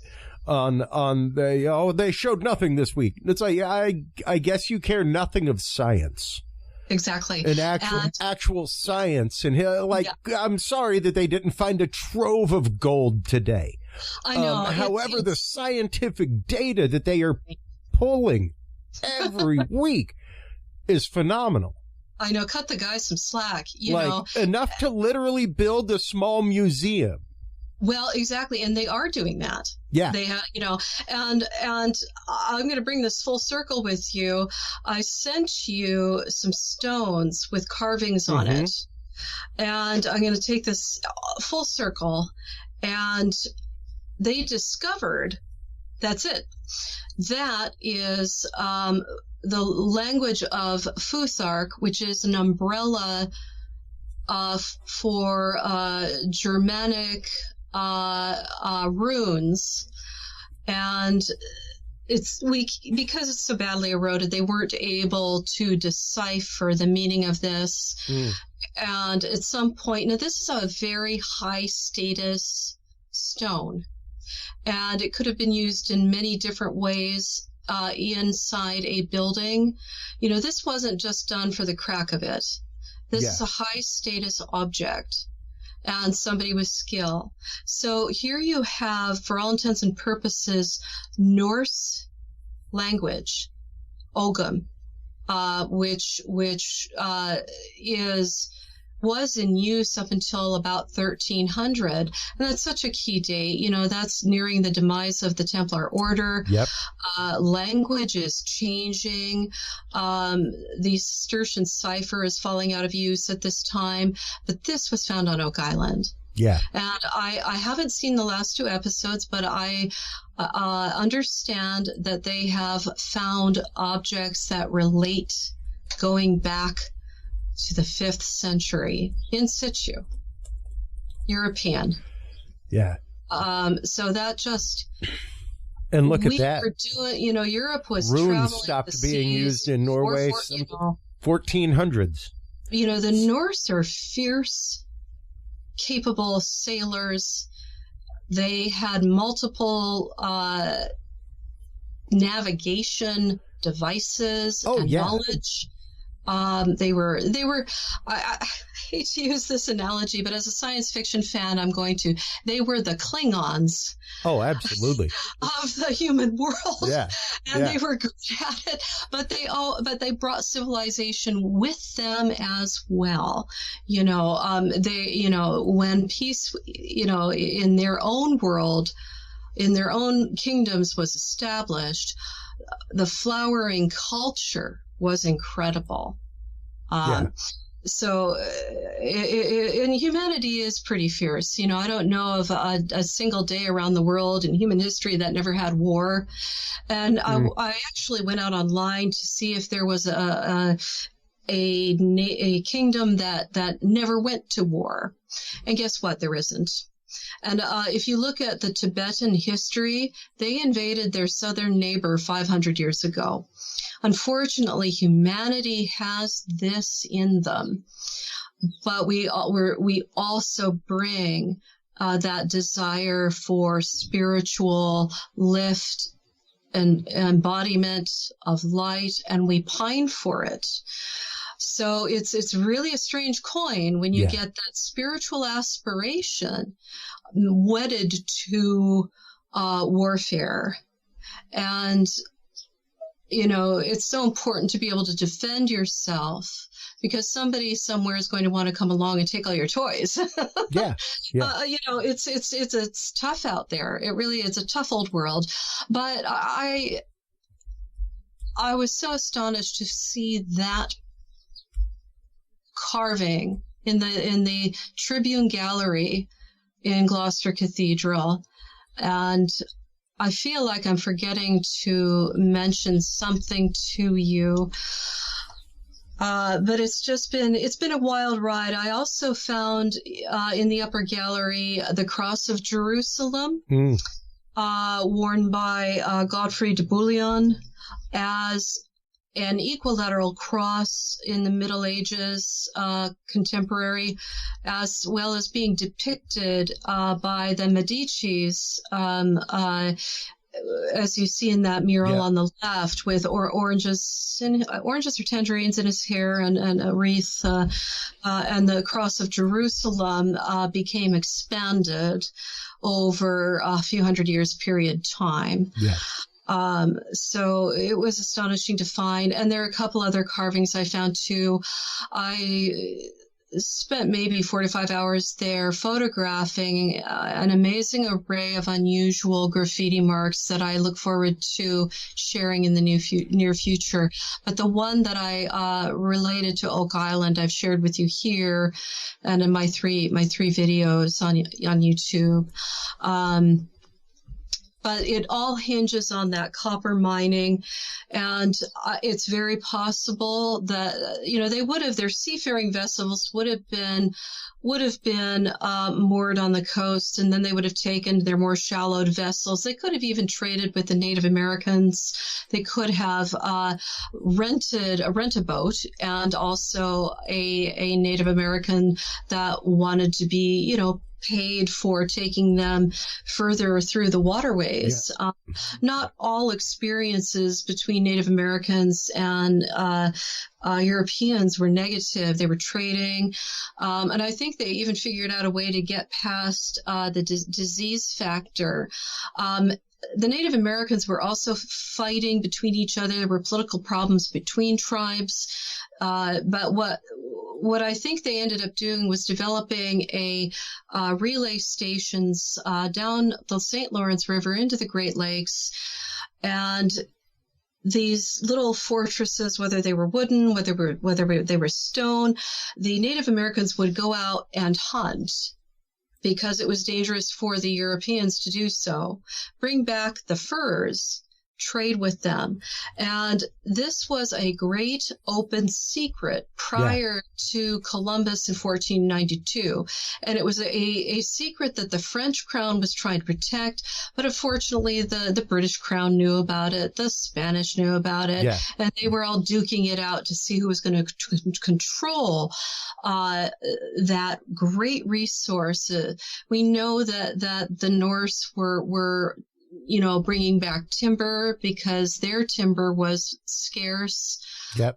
They lived in a harsh landscape. They had to go to other lands to gain resources that they, with if they were having a bad winter, crops failed. Yeah. There was a period where Europeans were actually being forced westward because of Mongol hordes were pushing people, westward, the Visigoths, you name it, So they were out looking for resources to take back home and survive. And they figured out a way to work with the Native Americans so that the Native Americans didn't get sick. They bring the furs to the gate, they trade the European knights that were there, and these would have been low-tier knights, junior noble members related to the crown. Now, the name Rochefoucauld is at the top of Zena Halpern's map. Mm-hmm. There were a lot of junior members from the Roche family, distant cousins, who were going to that area for the pelts. France had nearly wiped out all their bears in around 600 AD. England, the UK wiped out all their bears, exterminated them because they were using them for pelts, didn't think about the future. So, they had to go get it from somewhere else. Yeah. I'm sorry, I didn't see the map you were showing. Let's see. Excuse me. What have you got Norumbega, there? that is a Viking settlement in New England. That is cool. Thank you for sharing that. Not many people know that there is an entire forest in Maine called the King's Forest that is now marked land, like it's a national park, all that kind of stuff. But it is literally where the King of England got all of his straight timber for their tall ships. Wow. Well, the names are so important. Buildings might get wiped out. I've been to many a town where there is no longer a Templar fortress because it's been taken down, the stone used for something else. Yeah. It's been destroyed. Very common practice back in the day. And what you get is remaining are place names. Yeah. Well, and even one of the big mysteries of Templars, and especially their construction, was their use in color red, specifically the color red in their stained glass. And the article that I popped up a minute ago was literally talking about the technology and production of red window glass in the medieval period, and talking about how it is layered with copper nanoparticles. No. That is how the color red was attained by the Templars in their glass, was the use of copper. I am blown away. Thank you for that, Chris. One more reason why they would have to have such a rich source and ready supply of that mineral. Yes. And even using it in tapestry, using the verdigris like we were talking about in pigments for tapestries, everything else. All of this goes back to sacred spaces, goes back to their building of sacred spaces, not only as Cistercians, but as Templars. Wonderful. I honestly, I think if I ever have the opportunity to meet you, we would be talking for days until we dropped from exhaustion. We've already talked for an hour before we recorded today. I know, it was just absolutely wonderful as well. Just a wonderful conversation. I love your research for this reason, because it literally touchstones on so many things. Because a lot of people get very caught up in the treasure history of the Templars, the lost Ark of the Covenant, the Holy Grail. Was the Holy Grail a physical thing that caught the cup of Christ, caught the blood of Christ, or was it the bloodline of Christ through Mary Magdalene? What did they bring back? What they really brought back was the knowledge of these metals. Yeah. And how to use them in these ways. You're not going to risk your life going to a strange land with, in some hopes of finding a relic. You could get killed. Not all the vessels that went to North America came back. You could be injured in a stupid accident, get sick. Not everybody made it back. And we know that from that marvelous Westford Knight carving, the Westford Knight. But for me, I think it's a mistake to, I'm happy for the Ark to be there, the Grail to be there, the bloodline thing to be there, because all of that's not denying any of it. Sure. No, exactly. But if you want to get close to it, you got to chase down the detail. And if you don't acknowledge the capacity of the human being's need for shelter, food, water, self-defense, organization, and being able to build and pass down a loved meditation practice. Yeah. Couched in Christ awareness, which is what their realm was. You've got to take care of the small print. So what I'm trying to do, what I choose to do, is as deep a dive as I can into the knowns, and to bring anomalous pieces of information together to form a broader picture. And today I just learned something new. You've just added another string to the bow, and another reason as to why they risked their lives to go there. Yeah. To go to North America. And I do believe that a lot of the impetus, the legends, the founding fathers of America, as controversial as they have been recently, they did what they did, and I think it was an upgrade. And if you look at the Constitution, the thin end of the wedge is in there. Yeah. And later generations, Martin Luther King, suffragettes, all took advantage of that thin end of the wedge, which wasn't available in absolute monarchism across Europe. Absolutely. Absolutely. So, I appreciate what happened with America, freedom of religion. Yeah. And I mean all religions. Keep, be respectful of others, respect yourself. Don't be an aggressor towards somebody else. And the rule of law is important. Yeah. Don't, if you see somebody you don't like the way they dress, you don't like the way this, that, or other, just walk away. Yeah. Walk away. Yeah. And don't expect that individual to know who you are, what you do at home, or be vested and be offended. Vested interest in it. You're letting that run a lot of spare space in your head if that's a vested interest in your life. Exactly. I mean, it's getting ridiculous. We all have better, mightier, higher things we can be attending to than some of the silly stuff going on. Anyway, forgive me. Well, I'm no. Out on that, but if it gets to the point where you have to say things like, now I'm going to get in trouble for this. I respect you, my fellow being. Yeah. Oh, no. Absolutely. Come on. And don't beat people up and don't be verbally abusive. I say it on the show regularly, and even in private life. The minute you remove choice of any kind, you have removed America. Exactly. Period. Exactly. That was a big, I think, point of enlightenment, just to loop it back, that the Templars came back with, was the fact of there is a point of control here, and they I don't think that they would ever deny that, being directly under the thumb of the Pope, not only as Cistercian monks, but as a military arm of the church as they were used. But once again, what changed things, I think, for them was the fact that, yes, they were monks. And especially when it came to the Cistercians, the big call of the Cistercians was ministry. Yeah. Going out,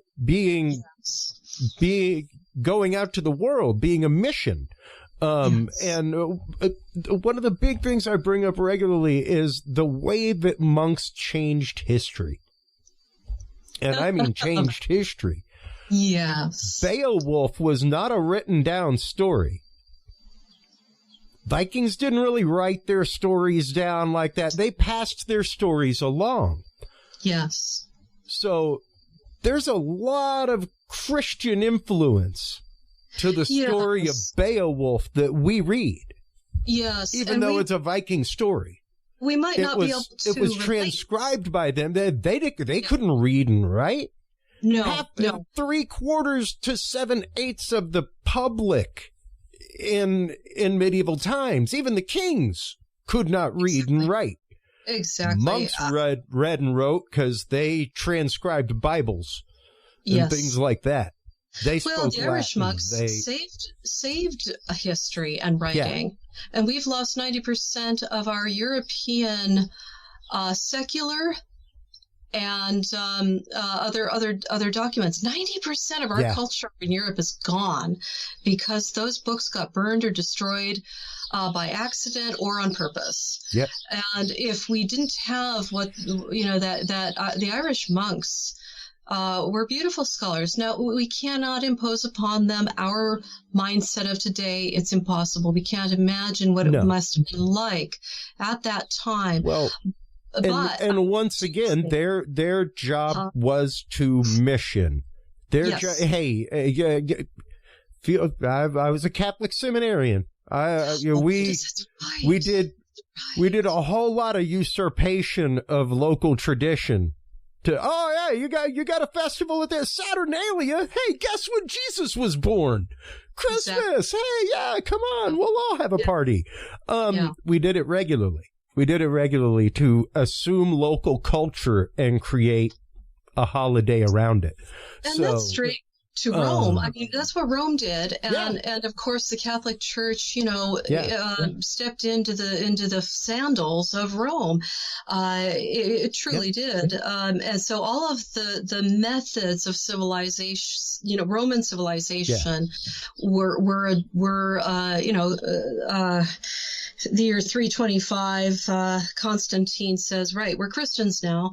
Yeah. And so the Catholics were, as the centuries rolled forward, used the Roman grid system, the scholarship, the engineering, the math, the seven,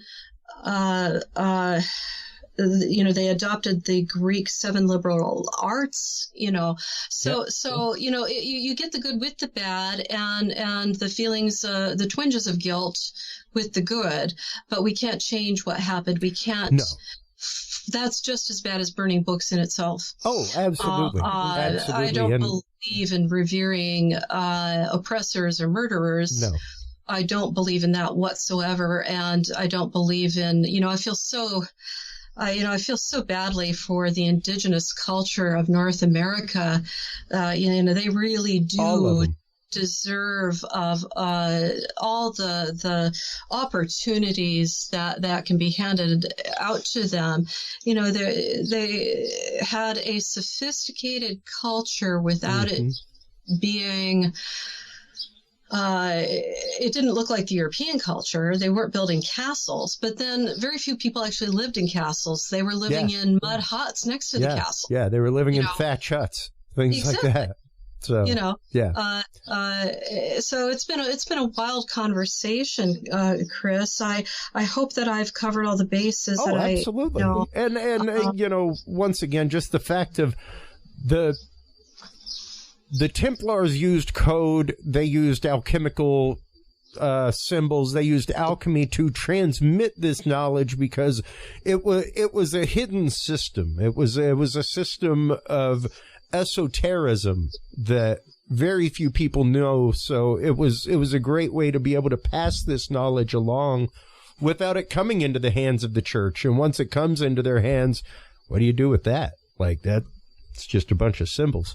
Exactly. And especially if it was obscured by being upside down or in reverse. Slightly changed in reverse. Exactly.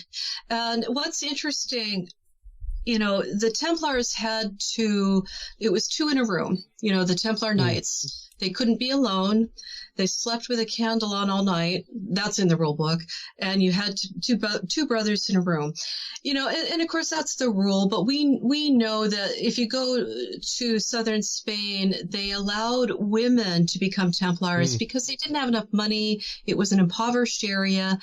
And so you had female Templars. And they also adopted slavery, unfortunately, as a way to get past the lack of money to be able to bring in skilled labor, whatever.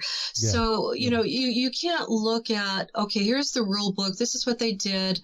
And this is the only way it was. No, we're human beings and we're challenged by life. Currently we're being challenged by prices, in the Western world, hiking, can we pay is it heat or eat? So the same things that happen to us happen to other generations. So what I was going to say is that, so you've got that 2 by 2 with the Templars, and it's even on their seal. Two Templars on horseback, and that's a thing in itself. But there is a legend that Bernard de Clairvaux's mother is related to the Counts of Toulouse, and the Counts of Toulouse protected the Cathars who preached 2 by 2. He went to Cathar country and preached to them, tried to bring them in closer alignment to the accepted external church, and they rode him out of town on a rail, as the old saying goes. And he wrote that they are more Christian than the Christians, and they need a great deal of talking to.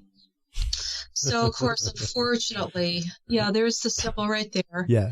So, fast forward 100-something years, and the Albigensian Crusade took place, and they killed Raymond, the Count of Toulouse, and it was a rich, cultured area, an intelligent area, a learned area, and they tried to wipe out the Cathar heresy. Didn't really succeed. It's still there.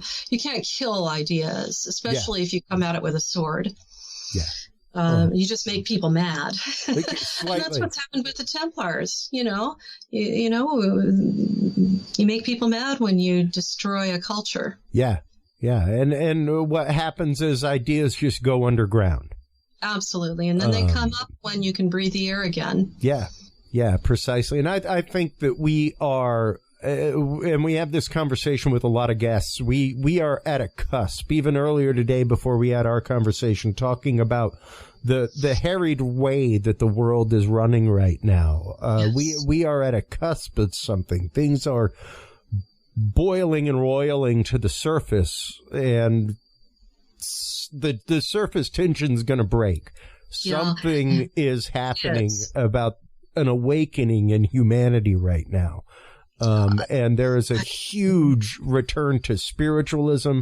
There's a huge return to belief in paranormal. None of these things are new. These are all things that we have explored as humanity for a long time, and minds are opening, hearts are opening to it. So it's really interesting. And it's interesting, as we were saying before our conversation here on recording, how science is moving to that. How, once again, the whole concept of remote viewing is like scientifically sound. I agree. It's remarkable. And that's really the technology and the knowledge that was the Holy Grail. It's what we're built for. And that's why, James Cameron created Avatar. Yeah. To be in sync with the beautiful natural world around us that we've been given, to take care of it, leave it in better shape for the next generation. Yeah. And to do the inner work, and that's part of what the seven liberal arts were about, is to create a human being with a good knowledge of the natural world, and that is a way of raising the spirituality of a person as well. That's it. Yes, and there it is. And look at that. Astronomy. Astronomy. Straight up in the seven liberal arts. Because, yes, to understand your place in the cosmos, to understand the idea of being just a speck on the little blue speck in the universe, it puts your mind at a different level. And it prepares your mind for a spiritual journey that is different. And I love the images of the James Webb Telescope. And when I see those images coming back at me, I'm in awe, and it makes me feel stronger. Look at all those universes out there, and that's only if it can be measured in understanding that we might have, as a grain of sand held at arm's length, in between your finger and forefinger and thumb. And that isn't even all that's available out there. If we can raise ourselves up and develop an inner balanced garden, we can have a greater capacity to reach out and discover what's out there. I mean, to boldly go where no one has gone before, at least no earthling has gone before. You got to be willing to go. First, Gretchen, you got to be willing to go. And your mind can learn great things if you give it the opportunity to learn them. I think what's hard for people today is people as individuals need to be given the opportunity to find their why. Yeah. What do I want in life? And it's so difficult. Not everybody can be a famous singer, but you can be a magnificent singer in your family. Sure. It's using your gifts. You may have a job you don't like, and we've all been there. And I'm really blessed to be where I am at this time, researching full time, etc. But it took a lot of work and manifestation for you to get there, though. A lot of sacrifice, financial sacrifice. I live thousands of miles away from my family, blah, blah, blah, on and on. Everything has a cost. Well, and nothing is for free. And that's where this physical world comes in. We have to respect our body, what the body needs, our environment needs. And I mean, keep your house clean so that your mind can be free to have bigger thoughts. Respect yourself. Don't dwell on what people are doing when you're out and around and see somebody who's a bit weird at the grocery store. Don't get in their face. And if somebody gets in your face, that's a matter of law. And that's when you need to reach out to law enforcement, if it calls for that. But it's about developing a human inner garden with multiple capacities, or at least an understanding. I mean, some of us are better at other things, but it's also a spiritual understanding. My first book covers a lot of ground. It covers the seven liberal arts. Yeah. It covers Christian mystic women who were very deeply entrenched in learning. So, it's as you said, Catholicism did save the past when they started writing stuff down. And they looked at it from their point of view. Oh, absolutely. But nevertheless, and they did it. Yeah. And they converted a lot of things to their point of view. But they did quite a bit as far as, going out and recording things. And that's human nature. Oh, absolutely. It's just human nature and people with very deeply held beliefs that they're in love with. If they're confronted by somebody who says, "No, you're wrong," they've just stepped all over your belief system. We deal with it in this society right now all the time. The rampant idea of confirmation bias, the idea of not being able to accept data and just accepting a point of datum and putting it into your set of data. You don't have to get passionate about it. It doesn't have to break your paradigm. A lot of people get upset with me sometimes because I'm a believer. Don't get me wrong, Gretchen, but my job is to be a skeptic. And proper skepticism means that you are willing to have your mind changed. Yes. You are and people forget that. People think that skeptics are there to destroy everything. And no. I am there to get rid of the known quantitative and leave the anomalous. Now let's look at now all we got left is the anomaly. We got rid of all the everyday stuff it could be. Now we're left with this, and there's a 2%. And I say it on the show all the time. I don't know a carpenter that would leave 2% of a wall unbuilt. I don't know of a chemist out there that if missing 2% of a solution at the end of a reaction would be like, well, that's gone. Well, you know what I like about the equation isn't complete if you don't have the 2%. Yeah, as an organization, the Catholic Church has some problems. And I saw a documentary that really helped me understand a great deal. The Pope is in charge of a multi-international group of other orders and other churches. It's filled with different Catholic denominations. And he can't just press a big button, at his desk. Oh, yeah. And everything's going to happen. Nope. In fact, it's impossible. What he can do is lead. And he's even started saying, priests should be married. And, they're having a hard time in South America finding priests. So he's thinking, well, maybe having a hard time all over the world.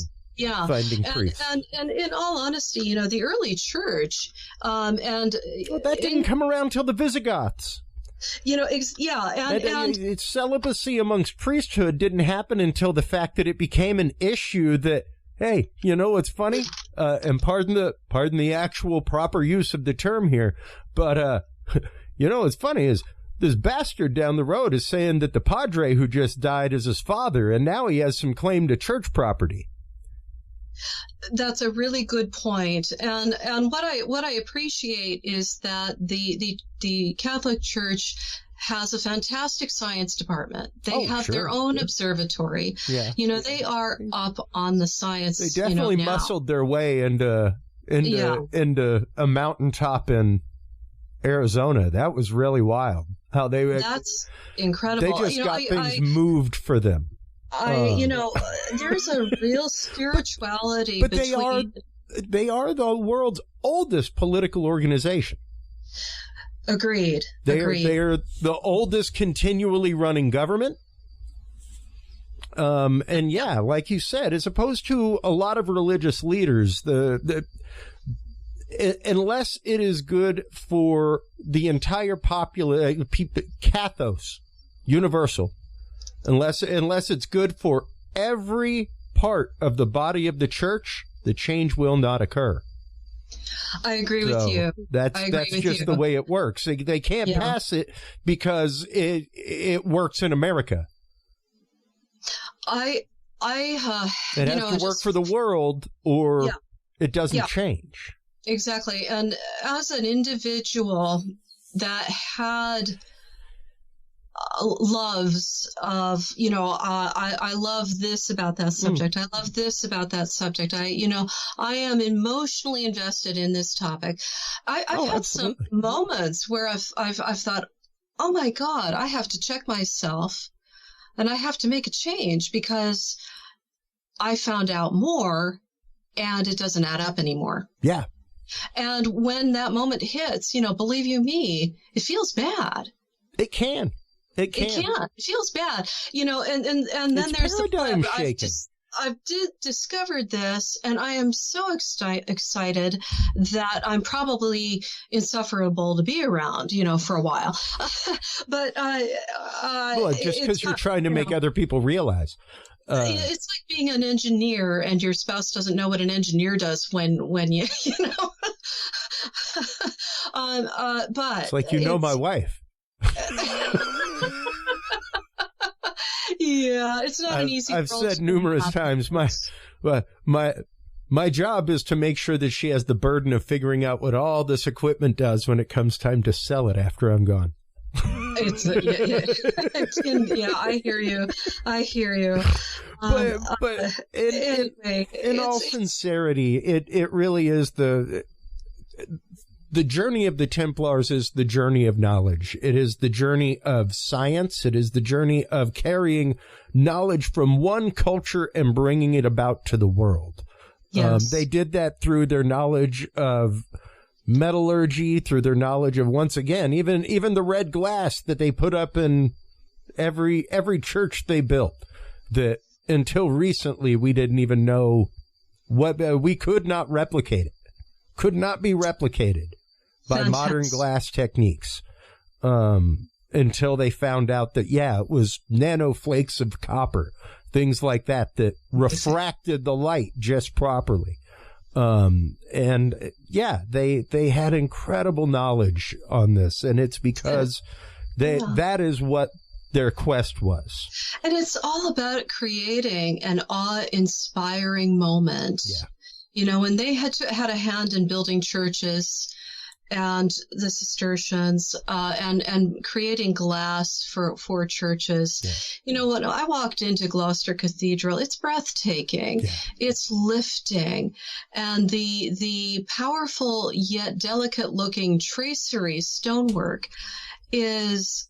You wonder, how did they do that? And you just keep looking up going, and you're small in this gigantic space.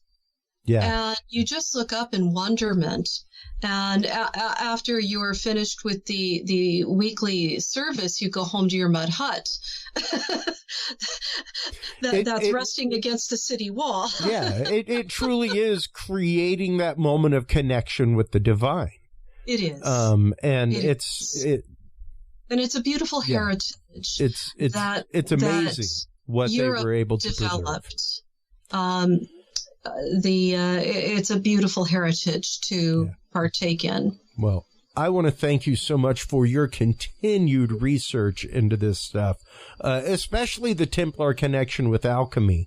Things like that.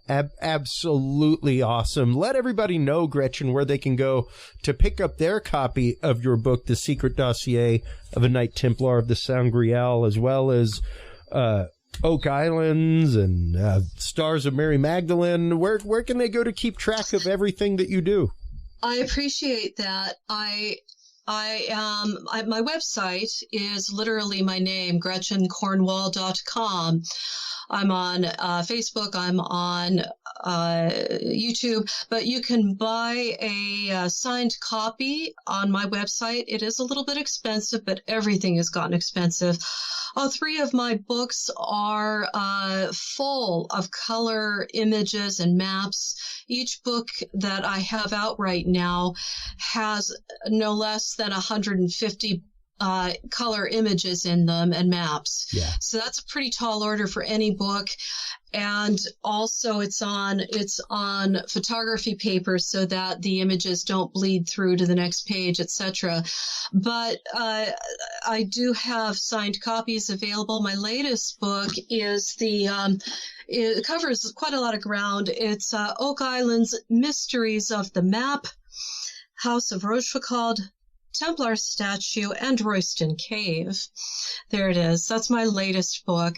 And this is the culmination of my research at Royston Cave, Zena Halpern's map, Oak Island to date. And the reason why Oak Island called me and said, hey, can you give us a tour of Royston Cave? Yeah.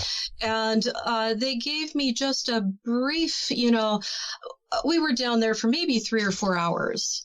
And there were quite a few links to Rochefoucauld, Zena Halpern, Templars, and Oak Island that didn't even make it to the TV show, to the program. But they can't fit everything in, and I was thrilled to have been brought in to the season premiere. It was a privilege. It really was. And meeting Marty Lagina, Charles Barkhouse, and Alex Lagina, all three gentlemen. And I had a few awkward moments in front of the camera, which they helped me with, which I appreciated. That's and nice. It was just a fantastic experience overall. And I hope I have another experience of filming with them. Yeah. So they're just a very professional film company. Wow. And they treat their guests very, very well, Fantastic.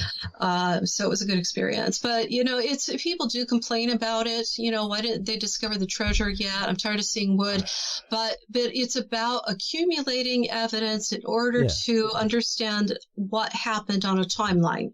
That's right. And it's that work that leads you to the treasure. And I really am beginning to think that there is treasure there, but not in the money pit.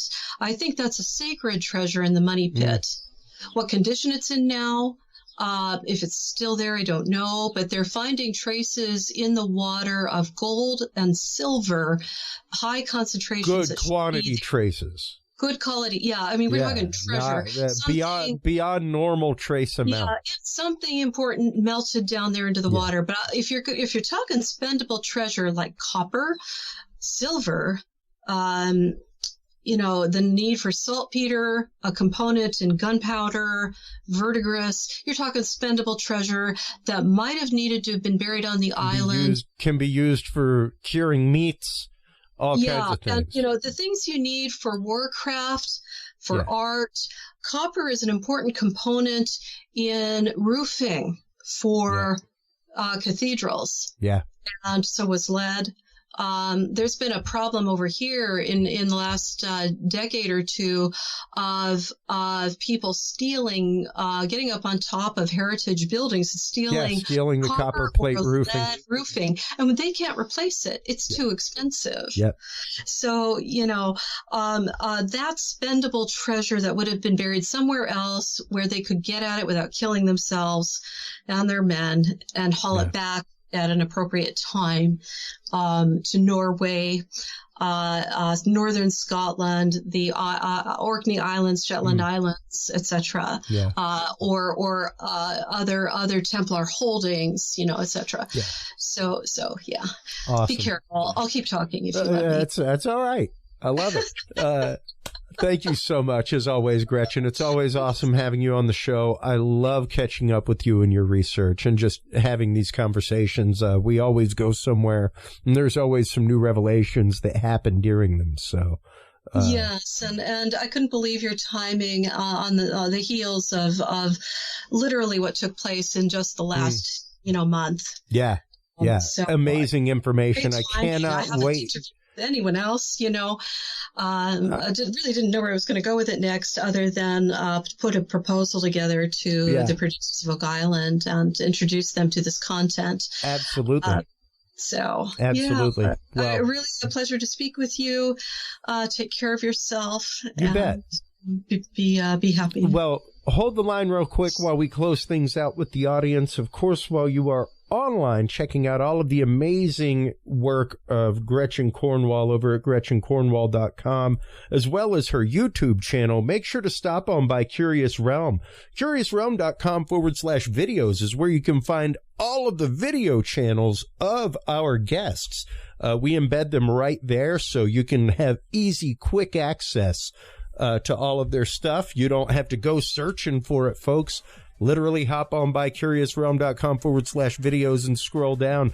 You will find the content from Gretchen Cornwall embedded right there. You can watch it all right there on our website. While you're there, make sure to stop on by CuriousRealm.com/store. Pick up your copies of Gretchen's books as well as books from our other guests. Take care of yourselves, folks. Take care of each other. It's a crazy world out there right now, and once again, it's all coming to a head and roiling to something. So, take care of each other, all right? Make sure to stay curious. We'll talk to you soon, everybody. Bye-bye. Thank you for tuning in to this episode of The Curious Realm. Stay tuned for more guests, forbidden topics, and hidden truths. Download the official Curious Realm app and view the Knowledge Vault on our website, CuriousRealm.com. Follow us on social media by searching Curious Realm. Curious Realm is available on your favorite podcast services, as well as YouTube, Roku, Amazon Fire, and Apple TV through the APR TV app, available on all app markets. Curious Realm is a proud member of the HC Universal Network family of podcasts. For more great content or to become a sponsor of Curious Realm or other podcasts, visit hcuniversalnetwork.com today. Thanks for listening. Stay curious. And remember, the other side is always watching.